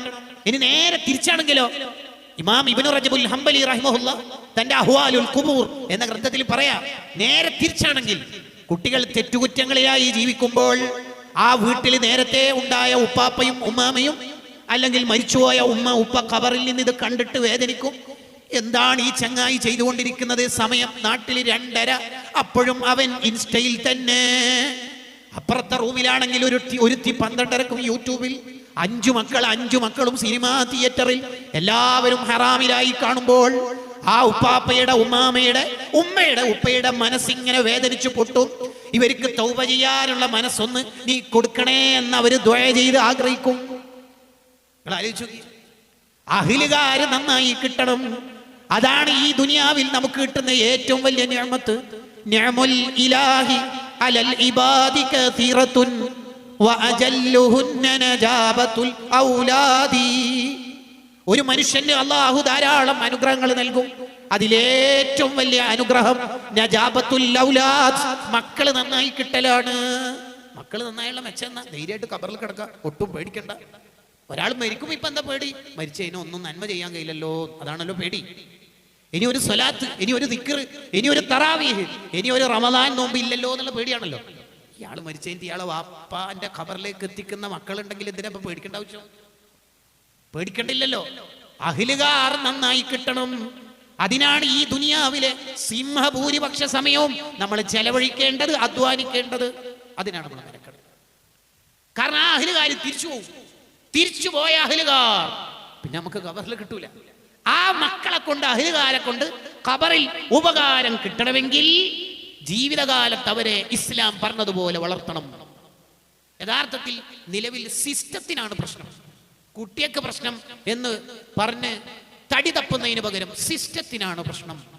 അങ്ങനെ പറഞ്ഞാൽ കുട്ടികൾക്ക് നമ്മൾ അവകാശങ്ങൾ മാത്രം പറഞ്ഞു കൊടുത്തു, അവരുടെ ഉത്തരവാദിത്തങ്ങൾ പറഞ്ഞു കൊടുക്കുന്നിടത്ത് നമ്മുടെ സിസ്റ്റം പരാജയപ്പെട്ടു. എന്ത് പ്രശ്നമുണ്ടെങ്കിൽ ഈ നമ്പറിലേക്ക് കോൾ ചെയ്തോളി, നിങ്ങൾക്ക് സംവിധാനങ്ങളുണ്ട് എന്ന് പറയുന്ന അവകാശങ്ങൾ മാത്രം കുട്ടികൾ പഠിച്ചു, അവരുടെ ഉത്തരവാദിത്തങ്ങൾ അവർ മറന്നു. അവിടെയാണ് ഒന്നാമത്തെ പ്രശ്നം കിടക്കുന്നത്. ഇസ്ലാം പറഞ്ഞല്ലോ കുട്ടികൾക്ക് ഉത്തരവാദിത്തങ്ങൾ നന്നായി പറഞ്ഞു കൊടുക്കണം. അതാണ് ഇമാം ഗസാലി റഹിമഹുല്ലാ തന്റെ ഇഹ്യാ ഉലൂമുദ്ദീനിൽ പറഞ്ഞല്ലോ, വലിയവരെ ബഹുമാനിക്കേണ്ട എല്ലാവരെയും ബഹുമാനിക്കാൻ കുഞ്ഞിളം പ്രായത്തിൽ കുട്ടികൾക്ക് പഠിപ്പിച്ചു കൊടുക്കണം. എന്താണ് ഇങ്ങനെ കാലിന്റെ മേലെ കാല് വെച്ചിരിക്കുന്നത്? എന്റെ ജ്യേഷ്ഠൻ അവിടെ ഇരിക്കുന്നറിയില്ലേ, കാല് മാറ്റി കണ്ടോ? ഉമ്മാന്റെ ബഹുമാനം ആരാ പറഞ്ഞു കൊടുക്കേണ്ടത്? ഉപ്പാന്റെ ബഹുമാനമോ ഉമ്മ. ഗുരുക്കന്മാരുടെ ബഹുമാനം ആര് പറഞ്ഞു കൊടുക്കണം? ഉപ്പയും ഉമ്മയും പറഞ്ഞു കൊടുക്കണം. ഉസ്താദുമാരുടെ, അധ്യാപകരുടെ ബഹുമാനം. അങ്ങനെ ബഹുമാനം ഏറ്റവും ഇളം പ്രായത്തിൽ കുട്ടികൾ പഠിച്ചാൽ ആ കുട്ടികൾ നന്നാവും. അങ്ങനെ നമ്മൾ അഹ്ലുകാരെ ശരിപ്പെടുത്തുന്നിടത്ത് നമ്മൾ സമയം ചെലവഴിക്കുമ്പോഴാണ് യഥാർത്ഥ ലോകമായ പരലോക ജീവിതത്തിൽ ആ അഹ്ലുകാരെ കൊണ്ട് നമുക്ക് ഉപകാരം ഉണ്ടാവും. രണ്ടാമത് തിരിച്ചു പോരുന്നത് ആരാ? ഒരാൾ മരിച്ചു കഴിഞ്ഞാൽ തിരിച്ചു പോകുന്ന ഒന്നാമത്തെ ആൾ കുടുംബം. രണ്ടാമത്തെ ആളാരാ? രണ്ടാമത് തിരിച്ചു പോകുന്നത് മാലുഹു, അയാളുടെ സമ്പത്തും തിരിച്ചു പോരുന്നതാണ്. വാപ്പ 25 കൊല്ലം കെട്ടിയ വാച്ചല്ലേ, മയ്യത്തായിട്ട് വാപ്പ പോകുമ്പോൾ അത് കൂടി കൊണ്ടുപോയിക്കോട്ടെ എന്നാരെങ്കിലും ചിന്തിക്കും? ഇല്ല. എന്നൊരു മോതിരെങ്കിലും ഇല്ല.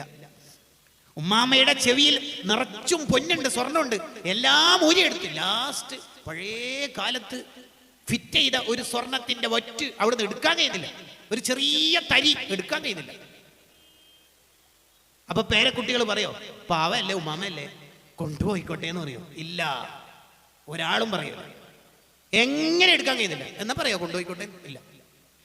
ഇത് എടുക്കുന്ന ഏതോ വിദഗ്ധനുണ്ട്, ജ്വല്ലറിക്കാരുണ്ട്, അല്ലെങ്കിൽ തട്ടാനുണ്ട് എന്നൊക്കെ പറഞ്ഞ് അവരെ കൊണ്ടുവന്നു. അപ്പൊ അവര് പറഞ്ഞു ഇതെടുക്കണം, കുറച്ച് റിസ്ക് ആണല്ലോ, ചോര പൊടിയാൻ സാധ്യത ഉണ്ട്, എടുക്കണോ? എങ്ങനെയായാലും എടുക്കണം എന്നല്ലാണ്ട് ഒരു മനുഷ്യൻ പറയാൻ പോകുന്നില്ല അവിടെ. എന്ത് പറയാൻ പോകുന്നില്ല? പോയിക്കോട്ടെ എന്ന്. എന്നിട്ട് ഈ സമ്പത്തിൽ നിന്ന് എന്തെങ്കിലും നമുക്ക് കിട്ടുമോ? ഇല്ല. ഒരു ചെറിയ ഖബർ കിട്ടും നമുക്ക്, 3 കഷ്ണം കഫം പൊടയും. കുറച്ചധികം കഫം പൊട ഉണ്ടായിക്കോട്ടെ എന്ന് ആരെങ്കിലും പറയോ? ഇല്ല. പറയോ ആരെങ്കിലും? ഇല്ല. ഇതൊക്കെ നമ്മൾ കാണുന്നില്ലേ നമ്മളെ നാട്ടിൽ നിന്ന്? ഉണ്ട്. ഭൂമിക്ക് വേണ്ടിയിട്ട് സ്വത്തിന്റെ പേരിൽ തർക്കമുണ്ടായ സഹോദരന്മാർ ഏതെങ്കിലും ഒരാൾക്ക് വിശാലമായ ഖബർ കൊടുക്കോ? ഇല്ല. നമ്മൾ സമ്പാദിച്ച ഒരൊറ്റ സമ്പാദ്യവും നമ്മൾ ഖബറിലേക്ക് കൊണ്ടുപോകൂല. ഹദീസ് ചോദിക്കുന്നുണ്ട്, എന്നിട്ട് എന്തിനാ മോനെ മാലി എന്റെ സമ്പത്ത് അക്കൗണ്ട് ബാലൻസ് ആയിട്ട് ജീവിക്കണത്? എന്തിനാ മോനെ ഏതെങ്കിലും ഒരു സ്വത്ത് നീ കൊണ്ടുപോവോ? ഇല്ല. വലിയ കോടീശ്വരനായ ആള് മാളിൽ വന്നിട്ട് പർച്ചേസ് നടത്തിക്കൊണ്ടിരിക്കുമ്പോൾ പെട്ടെന്ന് അയാൾക്കൊരു ക്ഷീണം, അയാൾ വീഴുന്നു, സ്റ്റാഫുകളൊക്കെ വന്ന് താങ്ങി പിടിച്ചു. അന്നാണെങ്കിൽ എന്താണെന്നറിയില്ല, കമ്പനീൻ്റെ ഒരൊറ്റ വണ്ടിയും പുറത്തില്ല. ഹോസ്പിറ്റലിലേക്ക് കൊണ്ടുപോകാൻ ഇയാളുടെ തന്നെ വലിയ ഏതോ ഒരു വണ്ടിയുണ്ട്, അത് അൺലോക്ക് ആക്കാൻ ആർക്കും അറിയില്ല. എന്താ ഇപ്പൊ ചെയ്യാ? അപ്പോഴാണ് പൈനാപ്പിളും ബത്തക്കയും ഒക്കെ കൊണ്ടുവന്ന ഒരു ഗുഡ്സ് ഓട്ടർസ് ഉണ്ട്. കോടീശ്വരനായ മനുഷ്യനെ ഈ ബത്തക്കയും പൈനാപ്പിളും ഓറഞ്ചൊക്കെ ഇങ്ങനെ മടക്കിയിട്ട് ഇയാളൊന്ന് ചുരുട്ടിയിട്ട് അവിടെ വെച്ചിട്ട് കൊണ്ടുപോകുമ്പോൾ ഹോസ്പിറ്റലിലേക്ക് പോകുന്ന ഇടയിൽ മരിച്ചു. ഇത്രയേ ഉള്ളൂ നമ്മളെല്ലാവരും, ഇത്രയേ ഉള്ളൂ നമ്മളൊക്കെ. പിന്നെ എന്തിനാണ് എൻ്റെ സ്വത്ത്, എൻ്റെ ഷോപ്പ് എന്നൊക്കെ പറഞ്ഞ് നമ്മൾ അഹങ്കരിക്കുന്നത്? എന്തിനാണ്? നീ ധരിച്ച ഡ്രസ്സ് നുരമ്പിപ്പോവാനുള്ളതാണ്, നീ കഴിക്കുന്ന ഫുഡ് ഇങ്ങോട്ട് തീർന്നു പോവാനുള്ളതാണ്. നീ ബാക്കിയാക്കുന്ന സ്വത്താണെങ്കിലോ അത് അനന്തരാവകാശികൾക്കുള്ളതാണ്. പിന്നെന്തിനാണ്? ഹദീസ് ചോദിക്കുക, പിന്നെന്തിനാണ് മാലി എൻ്റെ സമ്പത്ത് എന്ന് പറഞ്ഞിട്ട് നീ ജീവിതം എന്തിനാ തീർക്കുന്നത്? വല്ലാത്തൊരു ചോദ്യമാണ്. അപ്പൊ നമ്മൾ എന്താ സമ്പത്തിനോട് സ്വീകരിക്കേണ്ട നിലപാട്? നമ്മുടെ ഖബറിലേക്ക് ഉപകരിക്കുന്ന രീതിയിൽ നമ്മുടെ ദുനിയാവിൽ സമ്പത്ത് നമ്മൾ ചെലവഴിക്കണം. എന്ന് പറഞ്ഞാൽ നാളെ നമ്മൾ ഖബറിലെത്തി, നമ്മൾ കടം വാങ്ങിയത് കൊടുക്കാത്തതിന്റെ പേരിൽ, സമ്പത്തിന്റെ സക്കാത്ത്, കച്ചവടത്തിന്റെ സക്കാത്ത്, സ്വർണത്തിന്റെ സക്കാത്ത് കൊടുക്കാത്തതിന്റെ പേരിൽ നമ്മൾ ശിക്ഷിക്കപ്പെടുക. എന്തിന്റെ പേരിൽ? സമ്പത്തിന്റെ പേരിൽ. ആ സമ്പത്ത് കൊണ്ട് അടിച്ചു പൊളിക്കുന്നു മക്കൾ. എന്തൊരു വൈരുദ്ധ്യം! ഇവിടെ മഹാന്മാര് വിശദീകരിക്കുന്നതാണ്, ഉപ്പ സമ്പത്തിന്റെ പേരിൽ ഖബറിലാകെ പ്രയാസപ്പെടുക. അപ്പോഴാണ് മക്കൾ ഇതെങ്ങനെയാ ഓഹി വെക്കുന്നത്? 40 കഴിഞ്ഞിട്ട് സ്ഥലം വിൽപ്പനക്ക് വെച്ചാൽ പോരല്ലേ? അല്ലെങ്കിൽ സ്ഥലം ഒരു 2 കൊല്ലം കാത്തുന്ന കുറച്ച് അധികം വില കിട്ടൂലേ? ഈ സ്ഥലത്ത് കച്ചവടത്തിന് വാങ്ങിയ സ്ഥല, ഈ സ്ഥലത്തിന്റെ പേരിൽ സക്കാത്ത് കൊടുക്കാത്തത് കൊണ്ട് ഉപ്പ ഖബറിന് ശിക്ഷിക്കപ്പെടുക. ആ സമയത്താണ് ഈ സ്ഥലം എങ്ങനെയാ കൊടുക്കുന്നത്, എത്ര വിലക്കാ കൊടുക്കുന്നത്, അല്ല നീ തന്നെ ഫുൾ എടുക്കുന്നോ എന്ന ചർച്ച മക്കൾ നടത്തുന്നത്. ഇത് സംഭവിക്കാൻ പോകുന്നതാണ് മനുഷ്യന്മാരെ, ഇത് സംഭവിക്കാൻ പോകുന്നതാണ്. അവിടെ ഇബ്നു റജബുൽ ഹംബലി തങ്ങൾ എഴുതി വെക്കുന്ന കാണാം, ഒരുപക്ഷെ മക്കൾ സമ്പത്തിന്റെ വേക്കിൽ ഓടുമ്പോൾ നിന്റെ ആത്മസുഹൃത്തുക്കളായ ആൾക്കാരായിരിക്കും നിന്റെ ഖബർ വിളിച്ചാക്കി തരിക. ഉദാഹരണം പറഞ്ഞാൽ, നിന്റെ SSF കാരനായ കൂട്ടുകാരൻ, SOS കാരനായ കൂട്ടുകാരൻ, അവര് വന്നിട്ട് 70,000 തഹ്ലീൽ, അവര് വന്നിട്ട് നിന്റെ ഖബർ സിയാറത്ത് ചെയ്ത് യാസീൻ ഓതി ദുആ ചെയ്യുന്നു. അപ്പോഴും നിന്റെ പൊന്നുമക്കൾ PG വരെ കോടികൾ ചെലവാക്കി പഠിപ്പിച്ച മക്കളുണ്ടല്ലോ, ആ മക്കള് ഇപ്പോഴേ സ്വത്ത് വിൽക്കണോ, ഉമ്മാന്റെ സ്വർണം എനിക്ക് തന്നെ ഞാൻ ഫുള്ള് ഫണ്ട് തരാം എന്ന ചർച്ചയിലായിരിക്കും അവരുണ്ടാവുക. നാട്ടുകാരെ ഹാജിയാരുടെ ഖബറിന്റെ അടുത്ത് വന്ന് ദ്വാർക്കുന്നു. ആണ്ട് പരിപാടിക്ക് ഖത്തീബ് ഉസ്താദ് ജുമാക്ക് ശേഷം അബ്ദുറഹ്മാൻ ഹാജി, ദീർഘകാലം പള്ളി പ്രസിഡന്റായ അബ്ദുറഹ്മാൻ ഹാജിയുടെ ഖബർ സന്തോഷാവാൻ എവിടെയോ ഉള്ള ഖത്തീബ് ഉസ്താദ് ഇവിടുത്തെ നാട്ടുകാരനായ ഹാജിയാരുടെ ഖബർ സന്തോഷാവാൻ ദ്വാർക്കുന്നു. ഹാജിയാരുടെ മക്കൾക്ക് യാതൊരു ചിന്തയില്ല. കിതാബിലുള്ളതാ പറയുന്നത്. നമ്മുടെ നാട്ടിൽ നടക്കുന്ന യാഥാർത്ഥ്യത്തെ നൂറ്റാണ്ടുകൾക്ക് മുമ്പ് ഇബ്നു റജബുൽ ഹംബലി തങ്ങൾ എഴുതി വെച്ചിട്ടുണ്ട്. നിന്റെ ആത്മാർത്ഥമായ ദീനിന്റെ സുഹൃത്തുക്കൾ നിനക്ക് വേണ്ടി നല്ലോണം സുന്നത്തമായത്തിന്റെ കൂട്ടുകാർ ദ്വാർക്കുക. നിന്റെ കുടുംബം അതിനെക്കുറിച്ച് യാതൊരു ചിന്തയും ഇല്ല. വീട് വാടക കൊടുക്കാന്നാ വിചാരിക്കുന്നത്, എന്തായാലും ഒന്ന് റീന്യൂ ചെയ്തിട്ട് വിൽപ്പനക്ക് വെക്കണം എന്നാ വിചാരിക്കുന്നത്. ഇങ്ങനെ സ്വത്തിനെ കുറിച്ച് ചർച്ച ചെയ്യുന്നല്ലാതെ ഉപ്പാന്റെ ഉമ്മാന്റെയും ഖബർ വിളിച്ചാക്കണമെന്നോ ധാരാളമായി ദുആ ചെയ്യണമെന്നോ അവരുടെ പേരിൽ എന്തെങ്കിലും ഖൈർ ചെയ്യണമെന്നോ ഈ മക്കൾക്ക് യാതൊരു ചിന്തയും ഇല്ല. ഇവിടെ മഹാനവർകൾ പറയുന്നത്, നിന്റെ കുടുംബത്തിനേക്കാൾ നിന്റെ ദീനി കൂട്ടുകാരായിരിക്കും നിനക്ക് ഉപകരിക്കുക. ഇതല്ലേ നമ്മുടെ നാട്ടിൽ നടന്നുകൊണ്ടിരിക്കുന്നത്? ഇതല്ലേ യാഥാർത്ഥ്യം? ഈ സമ്പത്തിനോട് നമ്മൾ സ്വീകരിക്കേണ്ട നിലപാട് എന്താണ്? ഈ സമ്പത്ത് എന്തിനാണ് നമ്മൾ ചെലവഴിക്കേണ്ടത്? ഖൈറിന്റെ മാർഗത്തിൽ ചെലവഴിച്ച് നാളത്തേക്കുള്ള ഇൻവെസ്റ്റ്മെന്റ് ആക്കണം. ഒന്നാമത്തത് ഫർദായ സക്കാത്ത് കൃത്യമായി കൊടുത്തു വിട്ടണം. റമദാനാണ് സക്കാത്തിന്റെ മാസം എന്ന് വിചാരിച്ച കുറെ മനുഷ്യന്മാരുണ്ട് നമ്മുടെ നാട്ടില്. വർഷമായാൽ സക്കാത്ത് കൊടുക്കണം. അത് റമദാനാണെങ്കിലും അല്ലെങ്കിലും എപ്പോഴാണോ വർഷമാവണത് അപ്പോൾ സക്കാത്ത് കൊടുക്കണം. സക്കാത്ത് കൊടുക്കാത്ത ഒരാളുടെ ഫർദ് നിസ്കാരം അള്ളാഹു സ്വീകരിക്കും. സക്കാത്ത് കൊടുക്കാത്തവൻ ആഖിറത്തിൽ അങ്ങ് കുടുങ്ങും. അയാൾ ഖബറിലെത്തുമ്പോൾ അയാളെ മുഴുവനായി ചുറ്റുന്ന പാമ്പ് വരും. ആ പാമ്പിനോട് നിങ്ങൾ ആരാന്ന് വെച്ചാൽ അന മാലുക്ക വ കൻസുക്ക, നീ കരുതി വെച്ച അക്കൗണ്ടിൽ നിറച്ചു വെച്ച സ്വത്തുണ്ടല്ലോ ആ സ്വത്താണ് ഞാൻ എന്ന് പറഞ്ഞിട്ട് പാമ്പ് വരുമെന്ന് സയ്യിദുനാ റസൂലുള്ളാഹി സ്വല്ലല്ലാഹു അലൈഹി വസല്ലം. സക്കാത്ത് കൊടുക്കണം കറക്റ്റ്. എത്ര പേരുണ്ട് നമ്മുടെ കൂട്ടത്തിൽ കണക്ക് നോക്കി സക്കാത്ത് കൊടുക്കുന്നവർ? റമദാനായാൽ 200-500 ചുരുട്ടിയിട്ടോ അല്ലെങ്കിൽ കുറച്ച് സംഖ്യ ആയിരിക്കെങ്കിലും എടുത്ത് കൊടുത്തിട്ട് സക്കാത്താണെന്ന് വിചാരിച്ച സക്കാത്താവോ? കണക്ക് കൂട്ടി സക്കാത്ത് കൊടുക്കണം, കറക്റ്റ് സക്കാത്ത് കൊടുക്കണം. ഇബ്നു അബ്ബാസ് റളിയല്ലാഹു അൻഹുമയുടെ കാലത്ത് ഒരാൾ മരണപ്പെട്ടു. അയാൾക്ക് വേണ്ടി ഖബർ ഒരുങ്ങി. അപ്പോഴാണ് ആ ഖബറിൽ വലിയൊരു പാമ്പ് കാണുന്നത്. ആ പാമ്പിനെ ഓടിക്കാൻ ശ്രമിച്ചിട്ടൊന്നും പോണില്ല. വേറെ ഒരു ഖബർ ഒഴിക്കാൻ തീരുമാനിച്ചു. ആ ഖബറിലും അതേപോലെ ഉണ്ട്. അതിനെ ഓടിക്കാൻ ശ്രമിച്ചു, നടക്കണില്ല. മൂന്നാമത്തെ ഖബറിലും സെയിം. 7 ഖബർ ഒഴിച്ചു നോക്കി, യാതൊരു മാറ്റവും ഇല്ല, ഒരു മാറ്റവും ഇല്ല. ഇബ്നു അബ്ബാസ് റളിയല്ലാഹു അൻഹുമയോട് ഫത്വ അന്വേഷിച്ചു, എന്താ കാര്യം? അതിന് ഇബ്നു അബ്ബാസ് റളിയല്ലാഹു അൻഹുമ ചോദിച്ചു, അയാൾ സക്കാത്ത് കൊടുക്കാറില്ലേ? ഇല്ലേ? എന്നാ പിന്നെ 100 ഖബർ ഒഴിച്ചിട്ടും കാര്യമില്ല. നമ്മൾ കെട്ടിപ്പൂട്ടി വെച്ച സ്വത്ത് നമ്മളെ ശിക്ഷിക്കാൻ വരുമെന്ന് നേരത്തെ തന്നെ നമ്മളെ പഠിപ്പിക്കുന്നത് ബുദ്ധിയുണ്ടെങ്കിൽ ഉണർന്ന് ചിന്തിക്കൂ എന്ന് പഠിപ്പിക്കാൻ. നമ്മൾ സമ്പാദിച്ച സ്വത്ത് അധ്വാനിച്ച് ഗൾഫിലും പോയി നാട്ടിലും നിന്നും കച്ചവടം നടത്തി കഷ്ടപ്പെട്ടുണ്ടാക്കിയ ഷോപ്പും ബിസിനസ്സും എല്ലാം, ഈ സ്വത്ത് മുഴുവനും മക്കൾ പുട്ടടിക്കുക. അതിന്റെ പേരിൽ നമ്മൾ ഖബറിൽ ശിക്ഷിക്കപ്പെടുക. ഈ ദുരവസ്ഥ നമുക്ക് വന്നു പോകരുത്. എന്തൊരു അർത്ഥവത്തായ വാക്കാണ് അയിമ്മത്ത് പറയണത്. ധാരാളമായി സ്വതക്ക ചെയ്യുന്നവരാവണം നമ്മൾ. ഖബറിലെ വെളിച്ചമാണ് സ്വതക്ക വഴിയെ ആ വിഷയം പറയാനുണ്ട്. അപ്പൊ 2 കൂട്ടുകാരെ കുറിച്ചാണ് നമ്മൾ ഇതുവരെ സംസാരിച്ചത്. ഒരാൾ മരണപ്പെട്ടാൽ അയാളുടെ കുടുംബം തിരിച്ചു പോകും, ഖബറടക്കം കഴിഞ്ഞാൽ പൂർത്തിയായി പോകും. വമാലുഹു, അയാളുടെ സമ്പത്ത് അയാൾ മരിക്കലോടുകൂടി പോകും. ഒരാൾ മരിച്ചിട്ട് പിന്നീട് ഏതോ ഒരു വലിയേറ്റം മൂപ്പരെ എണീപ്പിച്ച് കറാമത്തുണ്ട്, എന്നിട്ട് എന്റെ സ്വത്താന്ന് വാദിക്കാൻ അവകാശമുണ്ടോ? ഇല്ല ഇല്ല. മരിക്കലോടുകൂടി സ്വത്ത് വേറൊരാളിലേക്ക് പോയി. ആ ഒരു നിമിഷത്തോടുകൂടി നമ്മുടെ മുഴുവൻ ഉടമസ്ഥാവകാശവും പോയി. അനന്തര സ്വത്ത് ഓഹരി വെക്കൽ കുറെ കാലം കഴിഞ്ഞിട്ടായിരിക്കും, പക്ഷേ ഇയാൾ മരിക്കലോടുകൂടി സ്വത്തിന്റെ ഉടമസ്ഥാവകാശം തീർന്നു. ഈ സമ്പത്തിന് വേണ്ടിയിട്ടല്ലേ നാട്ടുകാർ മുഴുവനും അടിപിടി കൂടുന്നത്.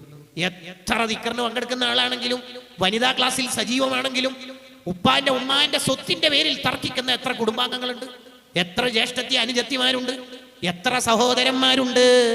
സമ്പത്തിന്റെ പേരിൽ, ഭൂമിയുടെ പേരിൽ ബന്ധം തെറ്റിക്കുന്ന മനുഷ്യന്മാരില്ലേ? ഓ മുഅ്മിനീങ്ങളെ, 6 അടി മണ്ണിൽ ഖബറിൽ കിടക്കുമ്പോൾ എന്തായിരിക്കും നമ്മുടെ ഒക്കെ അവസ്ഥ? 1 ഇഞ്ച് ഭൂമിയുടെ പേരിലല്ലേ ബന്ധം തെറ്റിച്ചത്? ഒന്ന് മതിലൊന്ന് കുറച്ചപ്പുറത്തേക്ക് മാറ്റി നമ്മൾ തന്നെ കെട്ടാ, നമ്മൾ അതിന് ഫണ്ട് ചെലവഴിക്കാം. എന്റെ കാർ പലപ്പോഴും അതിലൂടെ പോകുമ്പോൾ സ്ക്രാച്ച് ആയി പോയിട്ടുണ്ട്. ഇല്ല ഇല്ല ഇല്ല ഇല്ല, 1 ഇഞ്ച് വിട്ടു തരൂല. മോനെ, നീ പോയി കിടക്കേണ്ട ഖബറിനെ കുറിച്ചൊന്ന് ആലോചിച്ചു നോക്കൂ. ഇവിടുന്ന് നീ ടൈറ്റാക്കിയില്ലേ, ആ ഖബർ നിന്നെ ഇടുക്കി ഇടുക്കി വാരിയല്ലുകൾ തമ്മിൽ കോർന്ന്, വാരിയല്ലുകൾ തമ്മിൽ ചേർന്ന് ചേർന്ന് തകർന്നു പോകും. ഈ സമ്പത്തിന്റെ പേരിൽ ബന്ധം തെറ്റരുത്, ബന്ധം തെറ്റിക്കരുത്. സമ്പത്തല്ല അല്ലാഹുവിന്റെ ഇഷ്ടം കിട്ടിയതിന്റെ അടയാളം. അങ്ങനെയാണ് അടയാളം.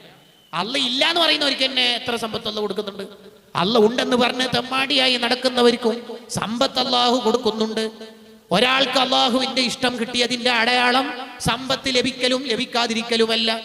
അല്ലാഹു ഇല്ലെന്ന് പറഞ്ഞ ഫിറഔൻ കോടീശ്വരനല്ലേ, ഖാറൂൻ വലിയ മുതലാളിയല്ലേ? അല്ല ഇല്ലെന്ന് പറഞ്ഞാലും പറഞ്ഞിട്ടില്ലെങ്കിലും സമ്പത്ത് കൊടുക്കലിന്റെ മാനദണ്ഡം അതല്ല. സമ്പത്ത് ആർക്കും അല്ലാഹു കൊടുക്കും. ഒരു കൊതുകിന്റെ, ഒരു ഈച്ചയുടെ ചിറകിന്റെ വില സമ്പത്തിന് അല്ലാഹു കൊടുത്തിട്ടുണ്ടെങ്കിൽ, അല്ലാഹുവിനെ തെറി പറയുന്ന, അല്ലാഹുവിനെ ചീത്ത വിളിക്കുന്നവർക്ക് ഈ ദുനിയാവ് കൊടുക്കില്ലല്ലോ. അതിനൊരു വില അല്ലാഹു കൊടുത്തിട്ടില്ല. അമ്പിയാക്കളിൽ സമ്പത്തുള്ളവരുണ്ട്, സമ്പത്തില്ലാതെ പ്രയാസം അനുഭവിച്ച് പട്ടിണി കിടന്ന് വഫാത്തായ അമ്പിയാക്കളും ഉണ്ട്. സ്വഹാബത്തിന്റെ കൂട്ടത്തിൽ പണക്കാരുണ്ട്, വളരെ പാവപ്പെട്ടവരുമുണ്ട്. സമ്പത്ത് ലഭിച്ചത് അള്ളാഹുവിന്റെ ഇഷ്ടത്തിന്റെ, സമ്പത്തില്ലാത്തത് അള്ളാഹുവിന്റെ ഇഷ്ടക്കുറവിന്റെ അടയാളമായി ഒരിക്കലും നമ്മൾ വിചാരിക്കരുത്. അതൊരു ദുനിയാവ്. ഇനിയാണ് നമ്മുടെ വാളിന്റെ കാമ്പ് വരുന്നത്. നമ്മുടെ കൂടെയുള്ള മൂന്നാമത്തൊരു സുഹൃത്ത്, സമ്പത്ത് തിരിച്ചു പോകും, കുടുംബക്കാരും തിരിച്ചു പോകും. മോനെ, നിന്റെ ഖബറിൽ കൂടെ ഉള്ളത് ആരാണ്? അമലുഹു, ആ മയ്യത്ത് ജീവിതത്തിൽ ചെയ്തു തീർത്ത കർമ്മങ്ങളാണ്. കർമ്മങ്ങളാണ്. ആ കർമ്മം അയാളുടെ ഖബറിൽ, വിചാരണ നാളിൽ, സിറാത്ത് പാലത്തിൽ, മീസാനിൽ, എവിടെയെല്ലാം ആ നന്മകൾ അല്ലെങ്കിൽ തിന്മകൾ വരും എന്ന് നമുക്ക് തന്നെ അറിയാം. ആ മനുഷ്യൻ പോകുന്ന മുഴുവൻ ഇടങ്ങളിലും നിന്റെ കർമ്മമാണ് ഉണ്ടാവുക. സമ്പത്തല്ല, അഹലുകാരല്ല, നിന്റെ കർമ്മമാണ് ഉണ്ടാവുക. അതുകൊണ്ട് കർമ്മം നന്നാക്കുക. അതാണ് നബി സല്ലല്ലാഹു അലൈഹി വസല്ലം പറഞ്ഞത്, അൽ ഖയ്യിസ്, ഒരാൾ ബുദ്ധിമാനാവുന്നത് എപ്പോഴാണ്? ഫലാഖിൽ, ഒരാൾ ബുദ്ധിമാനാവുന്നത് മൻ ദാന നഫ്സഹു, സ്വന്തം ശരീരത്തിന് ഇടയ്ക്കിടെ വിചാരണ നടത്തും.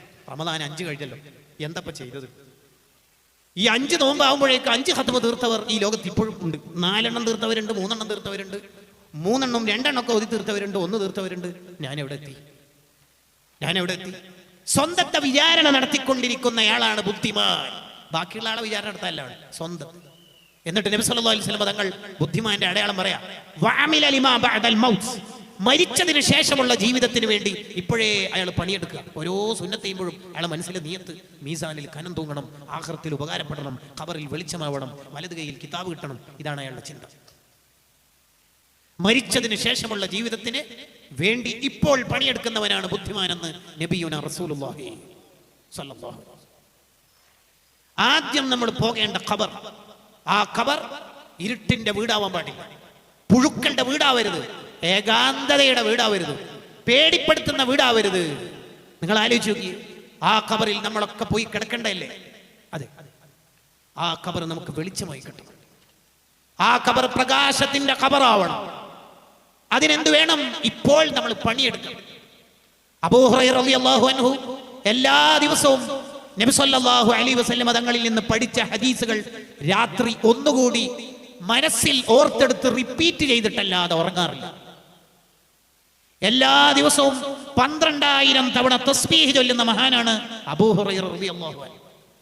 എപ്പോൾ വുളു മുറിഞ്ഞാലും വുളു എടുക്കും, എപ്പോൾ വുളു എടുത്താലും വുളുവിന്റെ 2 റക്അത്ത് സുന്നത്ത് നിസ്കരിക്കും.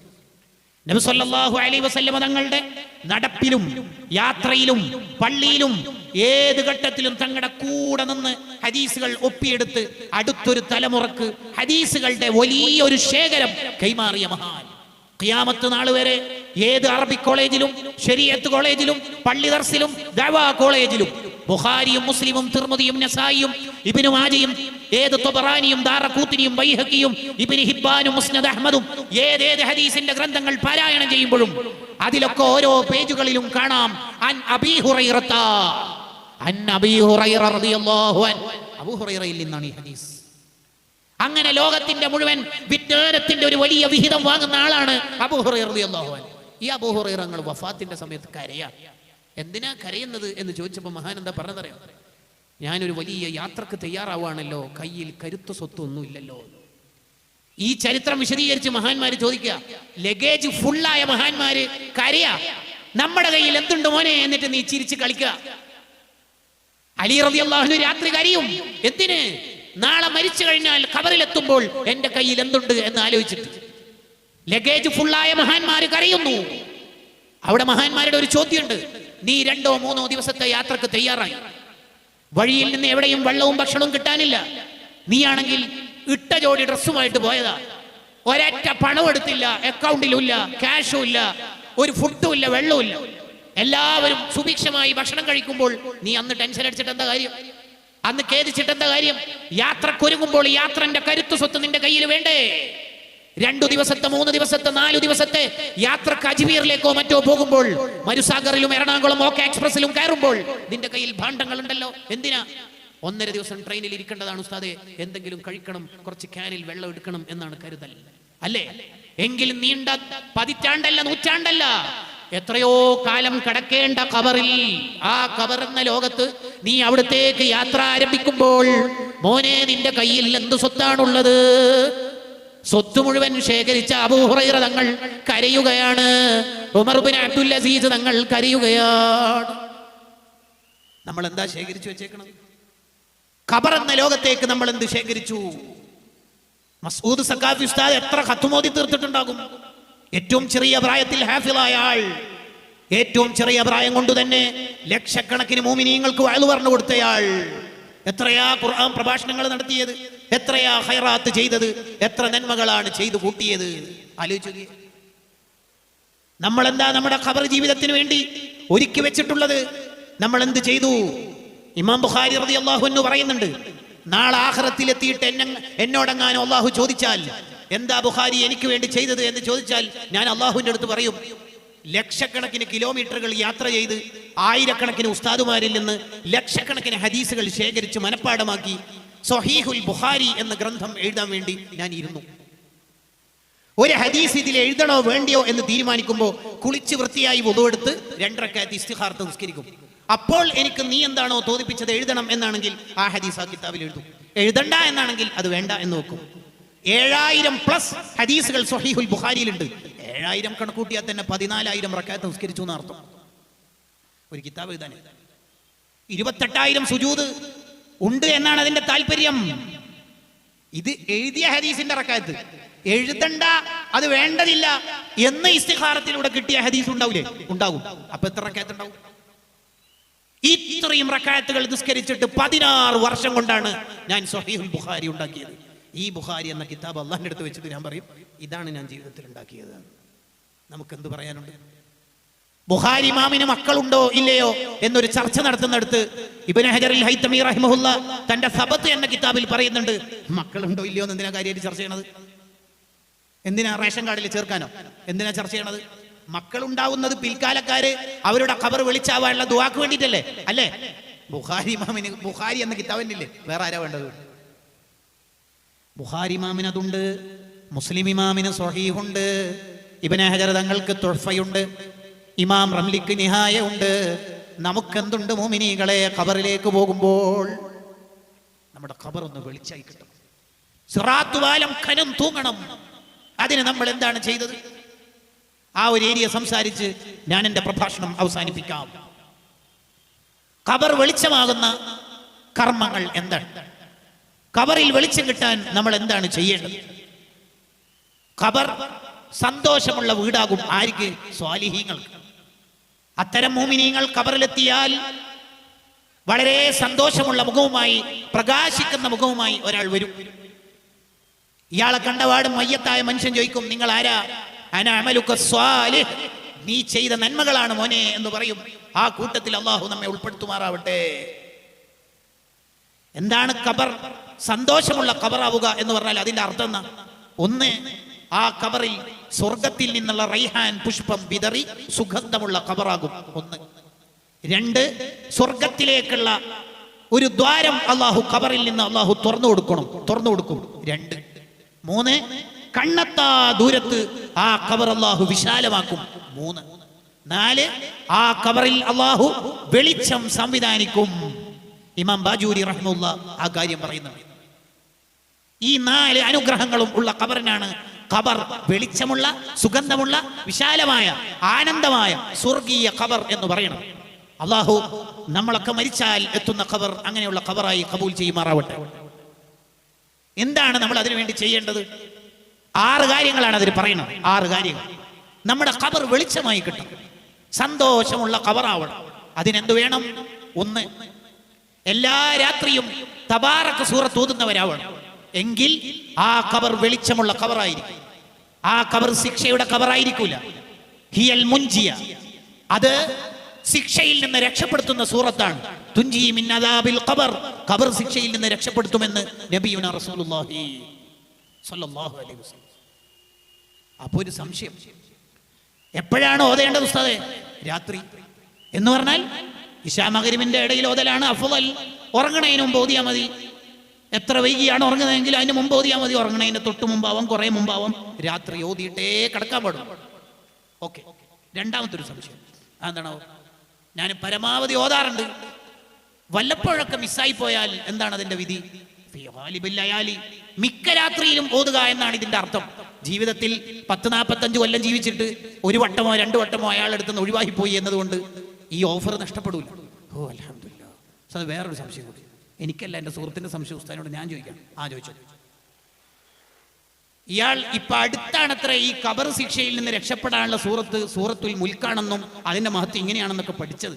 പഠിത്ത് മൂപ്പര് ഏതോ ഒരു വയലിലോ ക്ലിപ്പിലോ കേട്ടതാണ്. അന്ന് മുതൽ മൂപ്പര് ഓതാറുണ്ട്.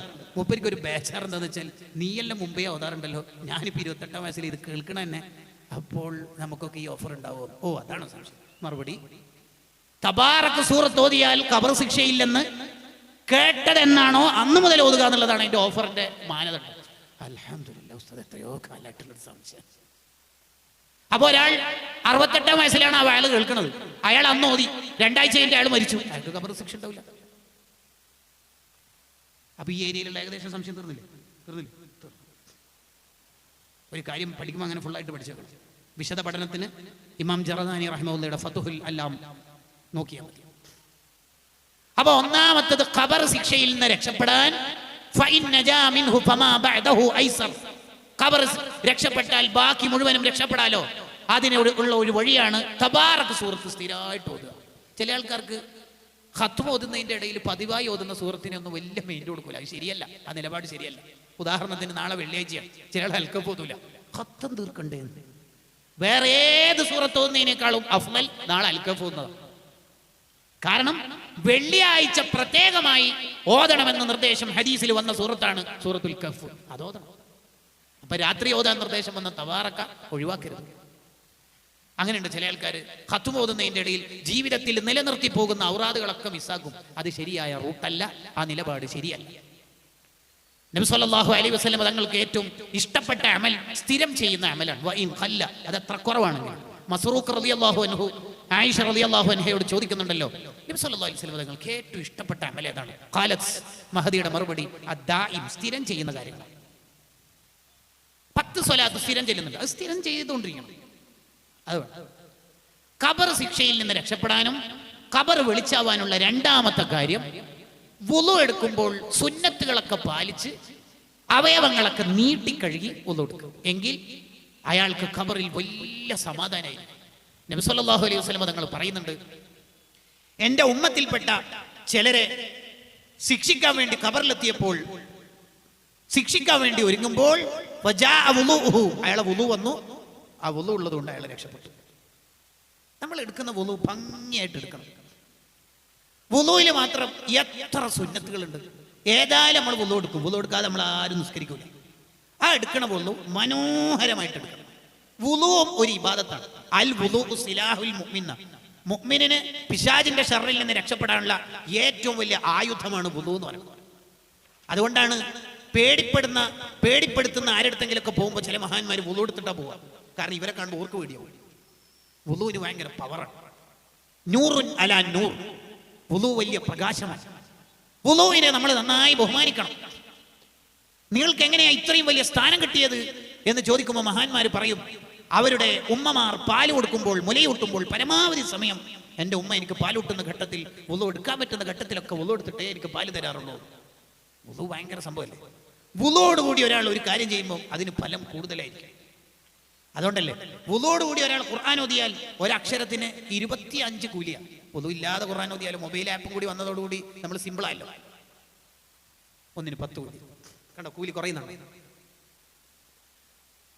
പരമാവധി സുന്നത്തുകൾ പാലിച്ച് വുളു എടുക്കണം. അങ്ങനെ വുളു എടുക്കുന്ന ആൾക്ക് അള്ളാഹു 3 നേട്ടങ്ങൾ നൽകുമെന്ന് തൊബ്രാനി ഇമാം ഉദ്ധരിക്കുന്ന ഹദീസിൽ കാണാം. സുന്നത്തുകൾ പാലിച്ച് വുളു എടുക്കുമ്പോൾ ഒന്ന്, ആശ തൊയ്യിബൻ, ബർക്കത്തുള്ള ജീവിതമായിരിക്കും. നല്ല ജീവിതം. ആരും മുമ്പിലും കൈ നീട്ടേണ്ടി വരില്ല, പരാതിയില്ല, പ്രശ്നങ്ങളില്ല, ഒന്നുമില്ല. നല്ല ബർക്കത്തുള്ള ജീവിതമായിരിക്കും. 2, മാത്ത തൊയ്യിബൻ, ഈമാനോടുള്ള മരണം ഉണ്ടാവും. വൃത്തിയിൽ വുളു എടുത്ത് ജീവിക്കുന്ന ആൾക്ക് ഈമാനോടുള്ള മരണം ഉണ്ടാവും. 3, ഖറജ മിനദ്ദുന്യ കയൗമ വലദത് ഉമ്മുഹു. ഉമ്മ പ്രസവിച്ച കുഞ്ഞിനെ പോലെ തെറ്റുകുറ്റങ്ങളെല്ലാം പുറത്തിട്ടായിരിക്കും അയാൾ മരിക്കുക. ഇത് വലിയ റിസ്ക് ഒന്നുമില്ല. നമ്മൾ സാധാരണ സുബഹിനും ളുഹറിനൊക്കെ എടുക്കണ വുളു ഒന്ന് ശ്രദ്ധിച്ച് കിബില എങ്ങോട്ട്, കിബിലക്ക് മുന്നിട്ട് ചൊല്ലേണ്ടൊക്കെ ചൊല്ലി അവയവങ്ങളൊക്കെ നീട്ടിക്കഴുകി വുളു എടുക്കുക. തല മുഴുവൻ തടവിയാൽ 40 പ്രാവശ്യം വുളു എടുത്ത കൂലിയ. എന്തിനാ വെറുതെ മിസ്സാക്കണത്? ഒരൊറ്റ സുന്നത്ത് എടുക്കുന്നതോ എടുക്കാത്തതോ വലിയ വ്യത്യാസം പറഞ്ഞാൽ 100 കണക്കിന് സുന്നത്ത് എടുക്കണോ വേണ്ടിയോ നമുക്ക് തന്നെ മനസ്സിലാവും. വുളുവിന്റെ ഒരു സുന്നത്താണ് ബിസ്മി ചൊല്ലുക തുടക്കത്തിൽ. നമ്മൾ ഒരാൾ ബിസ്മി ചൊല്ലാതെ വുളു എടുത്തു, വുളു സൊയ്യാവോ? സൊയ്യാവും. ബിസ്മി ചൊല്ലിയിട്ട് വുളു എടുത്തു, സൊയ്യാവൂലേ? സൊയ്യാവും. എന്താ വ്യത്യാസം? ബിസ്മി ചൊല്ലാതെ വുളു എടുത്താൽ വെള്ളം എത്തിയ സ്ഥലത്തെ അവയവങ്ങളുടെ ദോഷം മാത്രമേ പൊറുക്കുള്ളൂ. വെള്ളം എത്താത്ത കുറേ സ്ഥലങ്ങളില്ലേ, ആകെ കുറച്ച് അവയവത്തിലല്ലേ വെള്ളം എത്തുള്ളൂ. നെഞ്ചിൽ വെള്ളം എത്തുമോ? ഇല്ല. അപ്പൊ വെള്ളം എത്തിയ അവയവങ്ങളുടെ ദോഷമൊക്കെ പുറത്തു കൊടുക്കും. ഇനി ബിസ്മി ചൊല്ലിയിട്ട് ഒന്നു കൊടുത്താലോ ശരീരത്തിന്റെ മുഴുവൻ അവയവങ്ങളുടെയും ദോഷം പുറക്കും. അതുകൊണ്ടാണ് സ്ഥിരമായിട്ട് ബിസ്മി ചൊല്ലി ഒന്നു കൊടുക്കുന്ന ആളുടെ ഖൽബിന് രോഗങ്ങൾ വരൂല എന്ന് മഹാന്മാർ പറയണത്. കാരണം ഇവിടെ വെള്ളം എത്തിയില്ലെങ്കിൽ ബിസ്മിന്റെ പവർ കൊണ്ട് മൂപ്പരുടെ അവിടുത്തെ അഴുക്കുകളൊക്കെ പോകും. അയാൾ ബിദ്അത്തുകാരനാവില്ലെന്ന് ഈ ഹദീസ് വിശദീകരിച്ചുകൊണ്ട് ഇമാം റാസി റളിയല്ലാഹു അൻഹു തന്റെ തഫ്സീറിൽ പറയുന്നത്. ഒരു സുന്നത്തിന്റെ ബർക്കത്ത് നോക്കിങ്ങൾ. ഇപ്പം മുഖം നീട്ടിക്കഴുകുക, കുറച്ച് തലേന്നും ചെവി ഉൾപ്പെടെയൊക്കെ കഴുകി, കഴുത്തിന്റെ 2 സൈഡൊക്കെ കഴുകുക, കൈ കുറച്ച് നീട്ടിക്കഴുകുക, കാല് നീട്ടിക്കഴുകുക, സുന്നത്തുകളൊക്കെ പാലിക്കുക. എങ്കിൽ ആ മുഅ്മിനായ മനുഷ്യൻ ഖബറിലെത്തിയാൽ സുന്നത്തുകൾ പാലിച്ച അവയവങ്ങളാണല്ലോ അയാളുടേത്, ആ ഖബറിൽ ശിക്ഷ ഉണ്ടാവില്ല. അതാണ് രണ്ടാമത്തെ. 3, ഒരാളുടെ ഖബർ രക്ഷപ്പെടാൻ, വെളിച്ചമാവാൻ, സന്തോഷമാവാൻ ചെയ്യേണ്ട 3ാമത്തെ കാര്യം, പള്ളിയിൽ ലൈറ്റ് കത്തിക്കുക. എന്ന് പറഞ്ഞാൽ ലൈറ്റ് ഇല്ലാത്തടത്ത്, പ്രകാശം ഇല്ലാത്തടത്ത് നമ്മൾ പ്രകാശം സംവിധാനിക്കുക. ഒരു 200 രൂപ കൊടുത്തിട്ട് ഒരു CFL വാങ്ങിക്കൊടുക്കുക, അല്ലെങ്കിൽ 1 മാസത്തെ കറണ്ട് ബില്ല് നമ്മൾ അങ്ങോട്ട് അടക്കുക.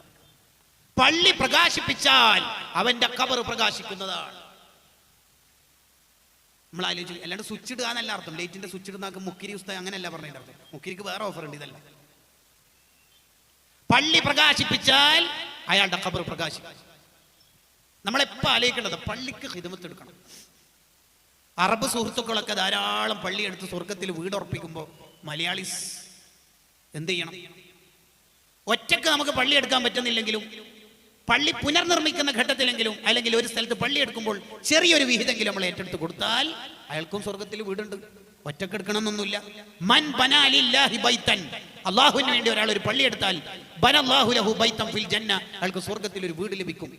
ഇവിടെ മൻ എന്ന് പറഞ്ഞാൽ ഒരാൾ എന്നല്ല, ഒരാളാവട്ടെ, രണ്ടാളാവട്ടെ, 10 ആളാവട്ടെ, 1000 ആളാവട്ടെ, ആരായാലും. വമൻ വമാ വഅൽ തുസാവി മാ ദുക്കിർന്നല്ലേ. മൻ എന്ന് പറഞ്ഞാൽ ഒന്ന് എന്ന് മാത്രം ഒന്നും കണക്കില്ല. 1000 ആൾ കൂടിയിട്ട് പള്ളി എടുത്തു, 1000 ആൾക്ക് അല്ലാഹു വീട് കൊടുക്കും. നമ്മളെ കെയർ ഓഫിൽ പള്ളി എടുത്തു എങ്കിലും അതിന് കൂലിയുണ്ട്. പള്ളിക്ക് ഖിദ്മത്ത് എടുക്കുമ്പോൾ ഒരാൾ നിയത്ത് നന്നാക്കി, ഒരു എഞ്ചിനീയറായ ആള് പള്ളിയുടെ പ്ലാൻ വരക്കുമ്പോൾ ഇത് ഒരു മുഅ്മിനീങ്ങൾക്ക് നിസ്കരിക്കാനുള്ള പള്ളിയാണല്ലോ എന്ന് വിചാരിച്ച് കുറച്ച് പൈസയൊക്കെ കുറച്ച് കൊടുത്ത് നല്ല നിയത്തോടെ ആ പ്ലാൻ വരച്ചാൽ അയാൾക്കുണ്ട് കൂലി. പള്ളിക്ക് വെയിറ്റ് വാഷ് ചെയ്യുന്ന ആൾ നിയത്ത് നന്നാക്കി, ഇത് ഞാൻ സാധാ ഒരു വീടിനുള്ള വെയിറ്റ് വാഷിംഗ് അല്ലല്ലോ അല്ലേ, അയാളുടെ നിയത്തിനുണ്ട് കൂലി. പള്ളിയെ കുറിച്ച് മാത്രം പറയാൻ ഇമാം സഖാവി റഹിമഹുല്ലാഹ് ഒരു കിതാബ് തന്നെ ഉണ്ട്, അൽ ഖൗലു നാഫിഉ ഫീ ബിനാഇൽ മസ്ജിദ് വൽ ജാമിഅ എന്നാണ് കിതാബിന്റെ പേര്. അതിൽ കാണാം ഈ മസലകൾ മുഴുവൻ. അപ്പൊ മൂന്നാമത്തത്, പള്ളി പ്രകാശിപ്പിക്കുന്നയാൾക്ക് ഖബറിൽ പ്രകാശമുണ്ട്. അവിടെ ഇമാം ബാജൂരി തങ്ങൾ വിശദീകരിക്കുന്നതാണ്, അതൊരു ആലങ്കാരിക പ്രയോഗമൊന്നുമല്ല. ഖബർ പ്രകാശിക്കും എന്ന് പറഞ്ഞാൽ പ്രകാശിക്കും എന്ന് തന്നെ. നാലാമത്തത്, ഒരാളുടെ ഖബർ വെളിച്ചമാവാൻ, ഖബർ സന്തോഷത്തിലാവാൻ. നാലാമത്തെ കാര്യം മുഅല്ലിമുൽ ഖൈർ, നമ്മൾ പഠിച്ച ഒരു ഇൽമ്, ഒരു നന്മ വേറൊരാൾക്ക് പറഞ്ഞു കൊടുക്കുക, വേറൊരാൾക്ക് പറഞ്ഞു കൊടുക്കുക. ഇവിടെ ആമുഖ സംസാരത്തിൽ നിങ്ങൾ ശ്രദ്ധിച്ചില്ലേ, കഴിഞ്ഞ വർഷം നമുക്ക് ഇൽമ പറഞ്ഞു തന്ന മസ്ഊദ് ഉസ്താദ് ഇന്ന് ഖബറിലാണ്. അല്ലാഹു ആ ഖബർ പ്രകാശമാക്കുമാറാവട്ടെ. നമ്മൾ പഠിച്ച ഇൽമ വേറൊരാൾക്ക് പറഞ്ഞു കൊടുത്താൽ ആ പറഞ്ഞു കൊടുത്ത ആളുടെ ഖബറും പ്രകാശിക്കും. കാരണം എന്തേ? ഇൽമ എന്നുള്ളത് ഒരു പ്രകാശമാണ്. അയാൾ കുറെ പേർക്ക് പ്രകാശം കൊടുത്തത് കൊണ്ട് അയാൾക്ക് ഇരുട്ട് വരുമ്പോൾ അല്ലാഹു പ്രകാശം കൊടുക്കും. അതാണ്ടാണ് അർശിന്റെ തണൽ കിട്ടുന്ന ആളെ കുറിച്ച് പറയുമ്പോൾ പറയുന്നുണ്ടല്ലോ, നീതിമാനായ ഭരണാധികാരി. എന്തുകൊണ്ട് അയാൾക്ക് അർശിന്റെ തണൽ കിട്ടുന്നത്? അയാൾ കുറെ നാട്ടുകാർക്ക് തണലായതുകൊണ്ട് തണലില്ലാത്ത കാലത്ത് അയാൾക്ക് അല്ലാഹു തണൽ കൊടുക്കുന്നു. കുറെ സാധാരണക്കാരുടെ നിസ്കാരവും വുളുവും ഒക്കെ സ്വഹിയാക്കി കൊടുത്ത, അല്ലെങ്കിൽ തജ്വീദ് പഠിപ്പിച്ചു കൊടുത്ത, ദീർഘകാലത്തെ ഫാത്തിഹ പഠിപ്പിച്ചു കൊടുത്ത, 36 കൊല്ലം 46 കൊല്ലം 10 കൊല്ലമൊക്കെ മുഅല്ലിമായ ഒരു ഉസ്താദിന്റെ കൂലിങ്ങൾ ആലോചിച്ചു. ഈ അടുത്ത് ഞാൻ തൃശ്ശൂർ ജില്ലയിൽ ഒരു പരിപാടിക്ക് പങ്കെടുത്തു. 2 ഉസ്താദുമാരെ ആദരിക്കുന്ന പരിപാടി. വലിയ ആലിമീങ്ങൾ, മുദരിസുമാർ എന്ന അർത്ഥത്തിലല്ല, മുഅല്ലിമീങ്ങളായ വലിയ മഹാന്മാരായ ഉസ്താദുമാരെ ആദരിക്കണം. 40-നടുത്ത കൊല്ലം 2 ആൾ സേവനം ചെയ്തിട്ടുണ്ട്. 1000കണക്കിന് കുട്ടികൾക്ക് ഫാത്തിഹ പഠിപ്പിച്ചു കൊടുത്ത ഉസ്താദുമാ. സൗഭാഗ്യം ആലോചിച്ച് നോക്കി നിങ്ങൾ, എന്തൊരു സൗഭാഗ്യമാണത്. നമ്മൾ എന്തെങ്കിലുമൊക്കെ ഒരു ഇൽമ പഠിച്ചാൽ അത് ഭാര്യക്ക് പറഞ്ഞു കൊടുക്കുക, മക്കൾക്ക് പറഞ്ഞു കൊടുക്കുക. മക്കൾ സ്വീകരിക്കോ ഇല്ലയോ എന്നുള്ളതൊന്നും മാനദണ്ഡമല്ല. അയാൾ സ്വീകരിക്കോ ഇല്ലയോ എന്നുള്ളത് ഉപദേശത്തിന്റെ മാനദണ്ഡമാണ്, അല്ല. റിസൾട്ട് നോക്കിയിട്ടല്ല ദഅവത്ത് നടത്തേണ്ടത്. ഇമാം നവവി റഹ്മത്തുള്ളാഹി ശർഹ് മുസ്ലിമിൽ പറയുന്നുണ്ട്, അയാളോടൊന്ന് പറഞ്ഞിട്ട് കാര്യമില്ല ഉസ്താദ് എന്നല്ല. നമ്മൾ ഒരു തെറ്റ് കണ്ടാൽ അത് തിരുത്തി കൊടുക്കണം, ഇല്ലെങ്കിൽ നമ്മൾ കുറ്റക്കാരാവും. ഒരാൾ സുബി ഖളാക്കിയിട്ട് ഉറങ്ങുന്നുണ്ട്, അയാളെ വിളിച്ചുണർത്തൽ നമ്മളെ ബാധ്യതയാണ്. ഒരാൾ ഹറാമ് ചെയ്യുന്നുണ്ട്, ആ ഹറാമിനെ തിരുത്തൽ നമുക്ക് കഴിയുന്നത് പോലെ തിരുത്തൽ നമ്മുടെ ബാധ്യതയാണ്. കൈകൊണ്ട് എതിർക്കാൻ പറ്റിയില്ലെങ്കിൽ നാവ് കൊണ്ട് പറയും. ഇല്ലേ, നാവ് കൊണ്ട് പറയാനും പറ്റൂല. കാരണം ചിലപ്പോൾ നമുക്ക് തിരിച്ചടി കിട്ടും, നമ്മെ എന്തെങ്കിലും ചെയ്യാൻ സാധ്യതയുണ്ട്. എങ്കിൽ മനസ്സുകൊണ്ട് വെറുക്കുക, അല്ലാഹുമ്മ ഇന്ന ഹാദാ മുൻകറുൻ, അല്ലാഹു ഇത് തെറ്റാണ്, എനിക്ക് കഴിയാത്തോണ്ടാണ്. ഇല്ലെങ്കിൽ നമ്മൾ ഈമാൻ പോകും. അതാണ് മൻ റആ മിൻകും മുൻകറൻ, നിങ്ങൾ ഒരു തെറ്റ് കണ്ടാൽ അറിഞ്ഞാൽ ഫലിയുഗയ്യിർഹു ബിയദിഹി, കൈകൊണ്ട് എതിർക്കണം. മൊബൈൽ പിടിച്ച് വാങ്ങേണ്ടതാണെന്ന് വാങ്ങണം, മക്കളോടാണെങ്കിൽ അത് കൈകൊണ്ട് എതിർക്കലാണ്. ഫഇല്ലം യസ്തതി, അതിന് സാധിക്കുന്നില്ലെങ്കിൽ ഫബിലിസാനിഹി, നാവുകൊണ്ട് പറയണം. ചിലപ്പോൾ മകളെ ഭർത്താവിന്റെ മൊബൈൽ പിടിച്ച് വാങ്ങാൻ കഴിയില്ല, നിങ്ങൾ ഫോൺ ഉപയോഗം, പിന്നെ എങ്ങനെയാ മക്കള് നിങ്ങളോട് എങ്ങനെ പുതിയ ആയിരിക്കും പറയലെന്ന് വിചാരിച്ചിട്ടാണ് മക്കളിന് കുറെ ഗെയിമും മറ്റൊക്കെ കാണുന്നത് എന്ന് ഫൗസിയും പറഞ്ഞു, മോളും പറഞ്ഞു, ഓൾക്കും വിഷമമുണ്ട്, പറയണം. ഫഇല്ലം യസ്തതി, ചിലപ്പം വായ കൊണ്ട് പറയാനും പറ്റാത്ത സാഹചര്യമാണെങ്കിൽ ഫബിഖൽബിഹി, മനസ്സുകൊണ്ട് വെറുക്കണം. അതും ഇല്ലേ, വദാലിക അളഅഫുൽ ഈമാൻ, അതാണ് ഈമാനിന്റെ ഏറ്റവും ചെറിയ പാർട്ട്.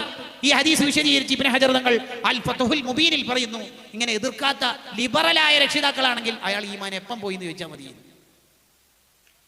ഒരു നാട്ടിലെ 70,000 പണ്ഡിതന്മാരെ അള്ളാഹു നശിപ്പിച്ചു, നിസ്കരിക്കാത്തോണ്ടോ നോമ്പെടുക്കാത്തോണ്ടോ അല്ല, ആ നാട്ടിൽ നടക്കുന്ന തെറ്റ് അവർ എതിർത്തിട്ടില്ല. നമുക്കറിയാം അവിടെ ലഹരി വിപണന കേന്ദ്രമാണെന്ന്, അല്ലെങ്കിൽ അവിടെ തെറ്റ് നടക്കുന്നുണ്ടെന്ന് നമുക്കറിയാം. ഉത്തരവാദിത്തപ്പെട്ടവരെ നമുക്ക് ബോധ്യപ്പെടുത്താൻ കഴിഞ്ഞില്ലെങ്കിൽ, ഏറ്റവും ചുരുങ്ങിയ നമ്മൾ മനസ്സുകൊണ്ട് വെറുത്തിട്ടില്ലെങ്കിൽ നമ്മളെ ഈമാനെയാണ് ബാധിക്കുക. ഇപ്പൊ നമ്മുടെ മുന്നിലുള്ള സൊഫിലുള്ള ഒരാൾ നിസ്കരിക്കുന്നുണ്ട്. നമ്മൾ നിസ്കാരമൊക്കെ കഴിഞ്ഞ് അവിടെ ഇരിക്കുക. അപ്പം അയാൾ സുജൂദിൽ ശരിക്കും കാല് വെക്കണില്ല. അത് പറഞ്ഞു കൊടുക്കൽ നമ്മളെ ബാധ്യതയാണ്. ഇല്ലെങ്കിൽ നമ്മൾ കുറ്റക്കാരാവും. ഈ ഹദീസ് വിശദീകരിച്ച് ഇബ്നു ഹജർ തങ്ങൾ പറയാ, ആരാ ഇപ്പൊ തെറ്റെതിർക്കണത്? നടന്നോട്ടെ എന്ന് വിചാരിക്കുന്നതല്ലാതെ. ഏത് കാലത്താ പറയുന്നത്? ഇബ്നു ഹജർ തങ്ങൾ പറയുന്ന കാലം ഏതാ? ഏകദേശം 600 കൊല്ലം മുമ്പാ പറയണത്. ആർക്ക് വേണം ഇതൊക്കെ? അത് പറഞ്ഞു കൊടുക്കൽ നമ്മളെ ബാധ്യതയാണ്. ആരും ദഅവത്ത് നടത്തുന്നില്ലെങ്കിൽ പിന്നെ എങ്ങനെ ഇവിടെ ഇസ്ലാം ഉണ്ടാവുക? പറഞ്ഞു കൊടുത്തിട്ട് കാര്യമില്ല ഉസ്താദേ എന്ന ഡയലോഗൊന്നും അള്ളാഹുവിന്റെ അടുത്ത് സ്വീകരിക്കൂല. നൂഹ് നബി അലൈഹിസ്സലാം 950 കൊല്ലം പ്രബോധനം നടത്തിയിട്ടുണ്ട്. എന്നിട്ട് ആകെ വിരലിലെണ്ണാവുന്ന ആളെ മാത്രമേ കിട്ടിയിട്ടുള്ളൂ. റിസൾട്ട് നോക്കിയിട്ട് ദഅവത്ത് നടത്തേണ്ടത്.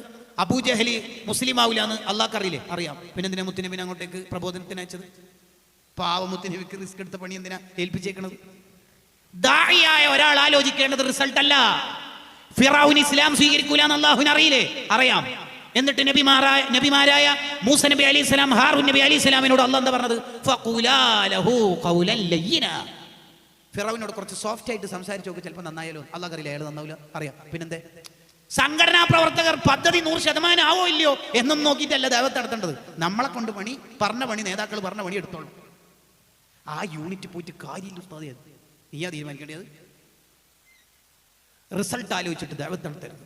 ആ വീട്ടിൽ പോയാൽ ഫണ്ട് കിട്ടൂല, സുന്നി വോയിസ് റിസാല ചേരൂല. ഇതാണ് നമ്മൾ പറയേണ്ടത്? അല്ല. നമ്മളുടെ ഉത്തരവാദിത്തം നമ്മൾ നിർവഹിക്കും. നമുക്ക് അള്ളാഹിനോട് പറയാൻ പറ്റണം, അയാൾ നിര്യാണിക്ക് താഴെ പാൻറ് എടുക്കുന്ന ആളാണ്. ഞാൻ പലവട്ടം പറഞ്ഞിട്ടുണ്ട്, ട്രോളപ്പെട്ടു എന്നല്ലാതെ, കളിയാക്കപ്പെട്ടു എന്നല്ലാതെ വേറെ ഒരു മറുപടി ഒന്നും ഉണ്ടായിട്ടില്ല. എൻ്റെ ഡ്യൂട്ടി ഇതാണ്. അതാണ് ഖുർആൻ പറയണത്. ഉപദേശിക്കുന്ന ദാഇമാരോട് ആ കാലത്തെ ആൾക്കാർ ചോദിച്ചു, നിങ്ങൾ എന്തിനാണ് നിങ്ങൾ എന്തിനാ അവരോട് വഅദ് പറയണത്? അള്ളാഹു അവരെ ശിക്ഷിക്കൂലേ? അള്ളാഹു അവരെ ശിക്ഷിക്കൂലേ? നിങ്ങൾ എന്തിനാ ഉപദേശിക്കുന്നത്? ഖാലൂ, ആ കാലത്തെ പ്രബോധകർ പറഞ്ഞു, മഅ്ദിറതൻ ഇലാ റബ്ബിക്കും. അള്ളാഹിനോട് പറയണ്ടേ നമ്മൾ ചെയ്തിന്, അതിനു വേണ്ടിയിട്ട് നമ്മൾ ചെയ്തത്. ഉറപ്പല്ലേ? ഞാനിപ്പോൾ ഈ വഅദ് പറഞ്ഞിട്ട് കോഴിക്കോട് റെയിൽവേ സ്റ്റേഷനിലെത്തി. ഒരാൾ ചോദിക്കുക, എവിടെ പോവുക? എവിടുന്ന് വരിക? നാട്ടിൽ പോവാ. എവിടുന്ന് വരിക? മുഹമ്മദ് അലി കടപ്പുറത്ത് ഒരു വഅദ് ഉണ്ടായിരുന്നു. ആരാ വഅദ്? ഓ, നിങ്ങൾ തന്നെ. ആരോട് വഅദ് പറയുന്നത്? ആരോട് പറഞ്ഞത് കാര്യം എന്താ അയാളോട് പറയേണ്ടത്? നിങ്ങളൊരു ഈ അടുത്തൊരു 4 പുസ്തകം ഇറക്കിയില്ലേ? ആര് വായിക്കാനോ സാറേ? ഇങ്ങനെ പറയുന്ന ആളോട് എന്ത് പറയണം? എന്തു പറയണം?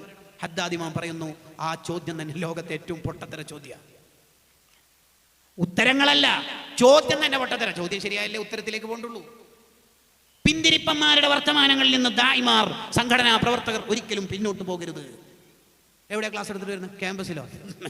ക്യാമ്പസ് എന്നതല്ല, നമ്മുടെ ഡ്യൂട്ടി നമ്മൾ നിർവഹിച്ചുകൊണ്ടിരിക്കണം. അതാണ് ഇന്നലകളിൽ ജീവിച്ച സച്ചരിതരായ ദാഇമാരായ അമ്പിയാക്കളും മഹാന്മാരും നമ്മളെ പഠിപ്പിച്ച റൂട്ട്. മുഅല്ലിമുൽ ഖൈർ, അതാണ് 4ാമത്. നമ്മൾ പഠിച്ച നന്മ വേറൊരാൾക്ക് പറഞ്ഞു കൊടുക്കുക. ഒരാൾ നമ്മളോട് മിണ്ടണില്ല, തെറ്റിയിട്ടാ ഉള്ളത്, റമദാൻ വന്നു ബറാഅത്തിലാവുന്നു, അയാളോട് സലാം പറയുന്നു. അയാൾ മടക്കട്ടെ മടക്കാതിരിക്കട്ടെ, നമ്മളെ ഡ്യൂട്ടി നമ്മൾ നിർവഹിക്കണം. ഇതുപോലെ തന്നെയാണ് ദഅവത്തും എന്ന് ഇമാം നവവി റഹ്മഹുല്ലാഹ് അവിടുത്തെ അൽ അദ്കാർ മിൻ കലാമി സയ്യിദിൽ അബ്റാർ എന്ന ഗ്രന്ഥത്തിൽ എഴുതി വെക്കുന്നുണ്ട്. ഖബർ പ്രകാശിക്കാനുള്ള, ഖബർ രക്ഷപ്പെടാനുള്ള 5ാമത്തെ കാര്യം തസ്ബീഹ് വർദ്ധിപ്പിക്കുക. തസ്ബീഹ് വർദ്ധിപ്പിച്ചാൽ അയാളുടെ ഖബർ പ്രകാശിക്കും, അയാൾക്ക് ഖബറിൽ ശിക്ഷ ഉണ്ടാവില്ല. ഇത് പറയുമ്പോൾ നമുക്ക് തോന്നും, അല്ലാഹ് ഇനിയിപ്പോൾ പുതിയ കുറേ തസ്ബീഹ് ഉസ്താദ് പറയോ? ആ ബേജാറൊന്നും വേണ്ട. നബി സല്ലല്ലാഹു അലൈഹി വസല്ലം തങ്ങൾ ഒരിക്കൽ സ്വഹാബത്തിനോട് പറയുന്നുണ്ട്, നിങ്ങൾക്ക് എല്ലാ ദിവസവും ഒരു 1000 നന്മ വാരിക്കൂട്ടിക്കൂടെ? 1000 എപ്പോഴും ഡെയിലിയാ? വി കാൺട്ട്, അത് നടക്കില്ല. ഏതെങ്കിലും ഒരു ദിവസം കുത്തിയിരുന്നിട്ട് 1000 കൂലി വാങ്ങേണ്ട എന്തെങ്കിലും നന്മ ചെയ്യുകയാണെങ്കിൽ ഓക്കെ. ഇതെല്ലാ ദിവസവും 1000 നന്മ.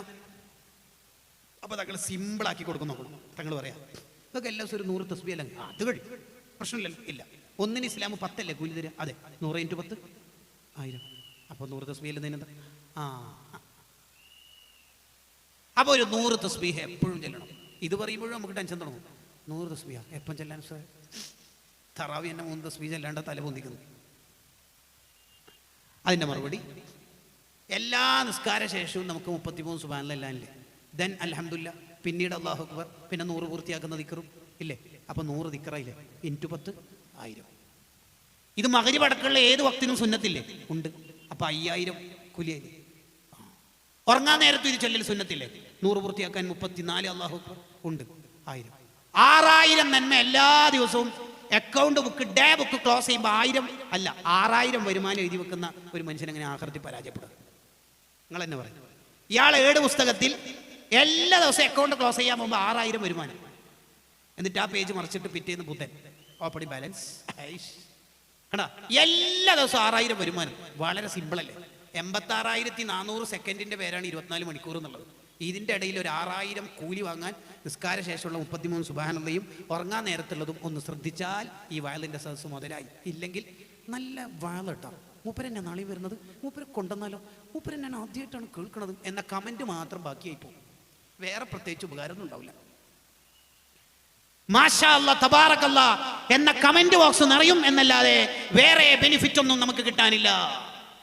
ലൈസല്ലിൽ മുമാഹുഫിൽ പോയിന്റ് ബേസ്ഡ് ആയിട്ടുള്ള വിവരങ്ങളും അക്ഷരങ്ങളും അല്ല അറിവ്.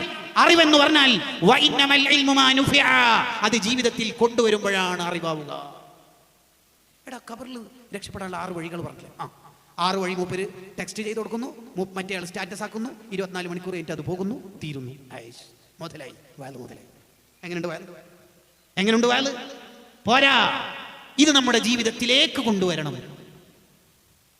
അല്ലെങ്കിൽ നിങ്ങൾ ആലോചിച്ച് നോക്കിയേ, ഒരു 18ലോ 19ലോ 20-ാം വയസ്സിലോ ഈ തെരുവുകളിൽ നിന്നെങ്ങാനും വല്ല അപകടത്തിലും പെട്ട് മരിക്കുന്ന ഒരു പയ്യൻ ആഖിറത്തിലെത്തിയാൽ എന്താ വായിക്കുക? 20-ാം വയസ്സിലാണ് ഞാൻ മരിച്ചത്. അതെനിക്കറിയാലോ, ഏട് വായിക്കണോ? 15-ാം വയസ്സിൽ പ്രായപൂർത്തിയായിട്ടുണ്ട്. 5 കൊല്ലം കൊണ്ട് ചെയ്തു തീർത്ത കർമ്മങ്ങൾ. അത് കിട്ടട്ടെ, വായിക്കും. റീസെന്റ് ആയ കാര്യങ്ങൾ ആദ്യം വായിക്കും.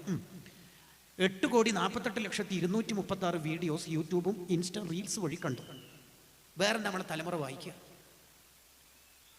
പെർ ഡേ ഓരോ ദിവസം വെച്ച് 200-300 റീൽസുകളാണ് പിള്ളേർ കണ്ടുകൊണ്ടിരിക്കുന്നത്.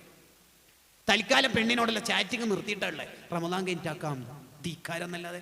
റമദാനിൽ എന്താ മോനെ ചെയ്യാത്ത? എന്തിനാ റമദാൻ കഴിയാൻ കത്തുക്കണത്? അവന്റെ തൗബ തന്നെ സ്വീകരിക്കൂല. കാരണം എന്തേ? അവൻ തെറ്റ് പിന്നീട് ചെയ്യാമെന്ന് തീരുമാനിച്ചിട്ടാ റമദാനെ സ്വീകരിക്കണത്. ഓനിക്കെന്ത് റമദാന്? ബാക്കി നമുക്ക് റമദാൻ കഴിഞ്ഞിട്ടാക്കാം. ഇന്നാ ലില്ലാഹി വ ഇന്നാ ഇലൈഹി റാജിഊൻ. അങ്ങനല്ല. എല്ലാ ദിവസവും 33 സുബ്ഹാനല്ലാഹ് ചൊല്ലുന്ന ഒരു മോനെ ഈ മൊബൈലിൽ ഹറാം ചെയ്യും. എല്ലാ ദിവസവും ഉറങ്ങാൻ നേരത്ത് ഒന്നു കൊടുക്കുന്ന ഒരു കൂട്ടുകാരൻ ഈ മൊബൈലിൽ തെറ്റ് ചെയ്യോ? അവന്റെ 2 കരങ്ങൾക്ക് തന്നെ ശുദ്ധിയില്ലേ? വെള്ളം കൊണ്ടല്ല, ആത്മീയ ഭാവം കൊണ്ട് അവൻ തെറ്റ് ചെയ്യോ? ഇല്ലല്ലോ. അങ്ങനെ എല്ലാ നേരത്തും 33 എല്ലാ ദിവസവും ഉറങ്ങാൻ നേരത്തെ ചൊല്ലുക. അങ്ങനെ തസ്ബീഹ് അധികരിപ്പിക്കുന്ന ആളാവും. 5-ാമത്തേതാണ് ലാസ്റ്റ് പോയിന്റ് പറഞ്ഞ് ഇന്നത്തെ സംസാരം അവസാനിപ്പിക്കാം. മീസാനിൽ കനം തൂങ്ങുന്ന അമല് കൂടി പറയണമെന്ന് ഞാൻ കരുതിയിരുന്നു. ഇൻഷാ അല്ലാഹ് ആയുസ്സുണ്ടെങ്കിൽ നമുക്ക് നാളെ അത് പറയേണ്ടതുണ്ട്. ഖബർ രക്ഷപ്പെടാൻ, ഖബർ വെളിച്ചമാവാൻ 6-ാമത്തെ കാര്യം എന്താണ്? 6-ാമത്തെ കാര്യം ഹബീബ് മുഹമ്മദുർ റസൂലുള്ളാഹി സ്വല്ലല്ലാഹു അലൈഹി വസല്ലം തങ്ങളുടെ പേരിലുള്ള സ്വലാത്താണ്.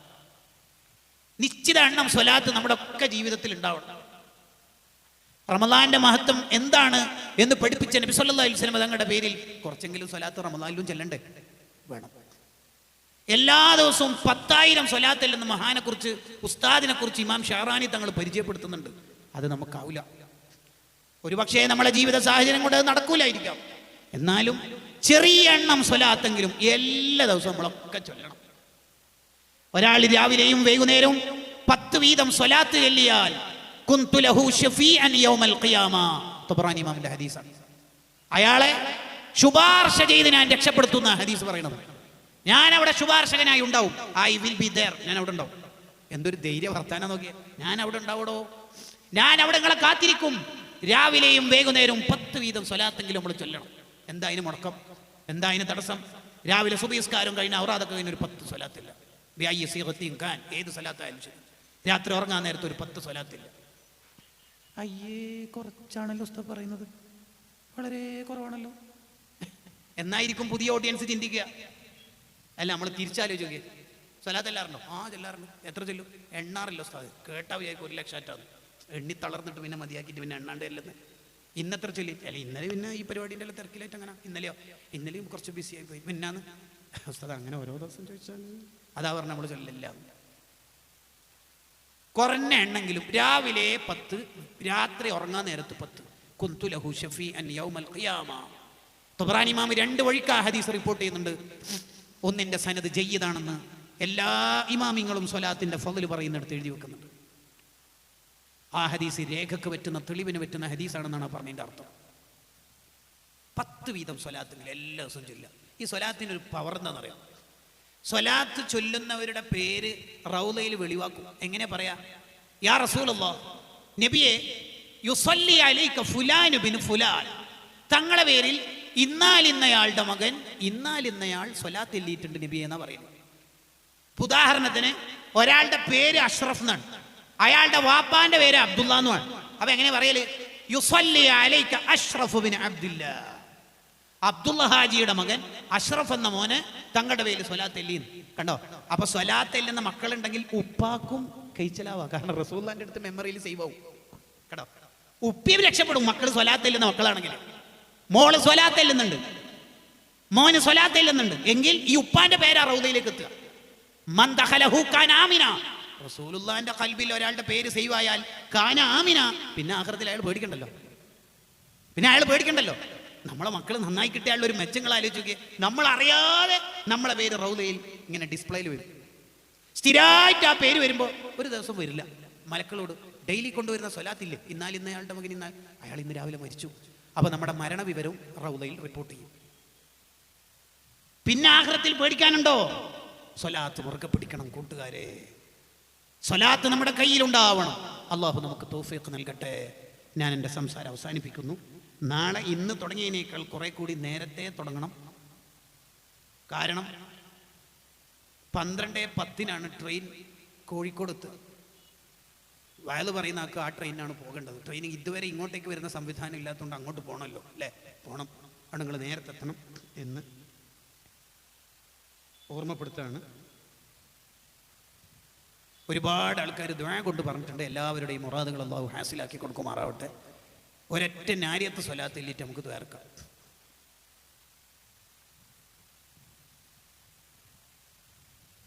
സൗണ്ട് സിസ്റ്റത്തിൻ്റെ ഓണർ സുബൈർ പരിക്ക് പറ്റിയിട്ട് ഹോസ്പിറ്റലിലാണ്. അള്ളാഹു മജ്ലിസിൻ്റെ ബർക്കത്തുകൊണ്ട് പൂർണ്ണമായ ശിഫ നൽകുമാറാവട്ടെ. വലിയ രോഗം പിടിപെട്ട ഒരു സ്ത്രീ പ്രത്യേകമായി ദുആ ചെയ്യാൻ പറഞ്ഞിട്ടുണ്ട്. അള്ളാഹു അവർക്ക് ആജിലായ ശിഫ നൽകുമാറാവട്ടെ. നാളെയാണ് കേരളത്തിൽ എല്ലാ യൂണിറ്റിലും SSFൻ്റെ പ്രവർത്തന ഫണ്ട്. ചില ആൾക്കാർക്ക് ബക്കറ്റ് കാണുമ്പോൾ തന്നെ പണ്ട് നോട്ട് നിരോധിക്കുന്ന കൂട്ടത്തിൽ നോട്ട് നിരോധിക്കാൻ മറന്നുപോയ 10 രൂപയെ ഓർമ്മ ഉണ്ടാവും. അതെല്ലാം മാറ്റി വെച്ചിട്ട് നല്ല സംഖ്യ കൊടുക്കണം. നാളത്തെ വലിയ ആലിമീങ്ങളും സംഘടനാ നേതാക്കളും ഇന്നത്തെ SSFൻ്റെ കൊച്ചുമക്കളാണ് ആവേണ്ടത്. അവരെ ദീനീ പ്രവർത്തനത്തിന് പ്രോത്സാഹിപ്പിക്കണം. അതാണ് പ്രസ്ഥാനത്തിൻ്റെ അഖിലുകാരായ നമ്മൾ ഓരോരുത്തരും ചെയ്യേണ്ടത്. ലഹരിയും വൃത്തികേടും അഭിമാനമാവുന്ന കാലത്ത് ഈ മക്കൾ നന്മയുടെ വാഹകരായത് തന്നെ എത്ര തൗഫീഖാണ്. ആ മക്കളെ നന്നായി പ്രോത്സാഹിപ്പിക്കണം. എൻ്റെ നാട്ടിൽ ഒരു ഹാജിയാരുണ്ട്. അയാൾ SSFൻ്റെ ഏത് കലക്ഷൻ വന്നാലും നല്ല സംഭാവന ചെയ്യും. അപ്പം അയാളോട് അയാളെ ഭാര്യ ചോദിച്ചത്ര അയാൾ തന്നെ എന്നോട് പറഞ്ഞതാണ്, നിങ്ങൾ ബാക്കിയുള്ള ഇതിനൊന്നും ഭയങ്കര സംഭാവന ഒന്നുമില്ല, ഇതിനെന്താ ഇങ്ങനെ ചെയ്യണത്? അതിന് ഒപ്പര് പറഞ്ഞത്, ഞാൻ മരിച്ചാൽ ദ്വാരക്കാനും മറ്റൊക്കെ നീയല്ല ഉണ്ടാവില്ല, ഈ മക്കളെ ഉണ്ടാവില്ല. അങ്ങനെ ഇയാൾ SSFൻ്റെ കുട്ടികൾ വരുമ്പോൾ വലിയ സംഭാവന ചെയ്യുമ്പോൾ അയാൾ തന്നെ പറയാം, ഉസ്താദേ എന്നോട് പറയാം, നിങ്ങൾക്ക് വേറെ ഇടല്ലോ ചിലപ്പോൾ ആദ്യമാരും മറ്റെല്ലാം ഉണ്ടാവും വലിയ സംഭാവന ചോദിക്കാൻ പറ്റുക, ഈ പിള്ളേർക്ക് എന്നെ പോലത്തെ ആളെന്നെ ഉള്ളൂ, അതുകൊണ്ട് അവർക്ക് കൊടുക്കണമെന്ന്. നല്ല മനുഷ്യനാണ്. അള്ളാഹു അദ്ദേഹത്തിന് ദീർഘായുസ്സും ആഫിയത്ത് കൊടുക്കട്ടെ. അപ്പോൾ മക്കളെ നല്ലോണം ചേർത്ത് പിടിക്കണം. കഅബ എടുക്കുമ്പോൾ കണ്ടിട്ടില്ലേ, മുസ്ലിം ജമാഅത്തിൻ്റെ പ്രായമുള്ള ഇബ്രാഹിം നബി ഇസ്മായിൽ നബിനെ ചേർത്ത് പിടിച്ചിട്ടാണ് കഅബ എടുത്ത്. കണ്ടാ, നമ്മളൊക്കെ ആ കഅബയിലേക്ക് തിരിഞ്ഞിട്ട് അനുസ്കരിക്കണം. നമ്മളൊക്കെ ചേർന്ന് നിന്നാൽ നാളെ സംഘകുടുംബത്തിലെ ഏറ്റവും ഇളം പ്രായക്കാരായ കുട്ടികൾ വലിയ സന്തോഷമുള്ള മക്കളാവും. നാളെ നമ്മളൊക്കെ അതിന് നന്നായി സഹകരിക്കണമെന്ന് ഓർമ്മപ്പെടുത്തുകയാണ്. അതേപോലെ ഇത് വായിക്കേണ്ടത് അത് നാളെ നടന്നാൽ പോലും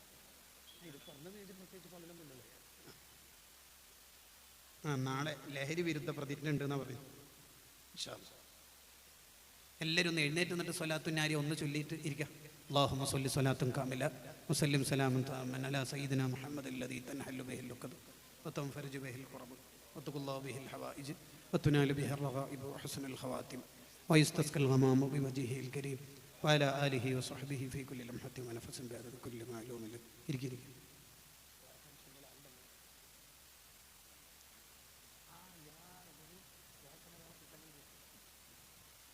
എല്ലാ തങ്ങന്മാരും ഉസ്താമാരെയും സമ്മത്തോടെ ദ്വാരക്കാണ്. അൽഹംദുലില്ലാഹി റബ്ബിൽ ആലമീൻ ഹംദൻ യുവാഫി നിഅമഹു വയുകാഫി മസീദ. അല്ലാഹുമ്മ സ്വല്ലി വസല്ലിം വബാരിക് അലാ സയ്യിദിനാ മുഹമ്മദിൻ വഅലാ ആലി സയ്യിദിനാ മുഹമ്മദ്. അല്ലാഹുവേ, നമ്മുടെ മജ്ലിസ് നീ സ്വീകരിക്കണേ റഹ്മാനെ. ഈ മജ്ലിസ് എങ്ങാനും സ്വീകരിച്ച് കിട്ടിയാൽ നമ്മൾ രക്ഷപ്പെട്ടല്ലോ. നീ നമ്മളെ രക്ഷപ്പെടുത്തണേ റഹ്മാനെ. ഓരോ രാത്രിയും ലക്ഷക്കണക്കിന് ആൾക്കാരെ നരകത്തുനിന്ന് രക്ഷപ്പെടുത്തുന്ന മാസമാണല്ലോ. നിൻ്റെ മഹദ് ഫضലുണ്ട്. ഈ പാവികളൊന്ന് രക്ഷപ്പെടുത്തി തരണേ അല്ലാഹു. നമ്മളെ നന്നാക്കണേ റഹ്മാനെ. എത്ര നല്ല നല്ല മജ്‌ലിസിലാണ് നീ നമുക്ക് അവസരം തന്നത്. നമ്മൾ പൊട്ടന്മാരായതുകൊണ്ട് നന്നാവുന്നില്ല എന്നല്ലാതെ. അല്ലാഹുവേ, ഈ അവസരങ്ങളൊന്നും എടുത്തു കളയല്ല റഹ്മാനെ. ഇത് ജീവിതത്തിൽ അവസാനത്തെ റമദാനാക്കല്ല റഹ്മാനെ. ഒരുപാട് റമദാൻ സൗഭാഗ്യങ്ങളായി നമുക്ക് എപ്പോഴും നൽകണേ റഹ്മാനെ.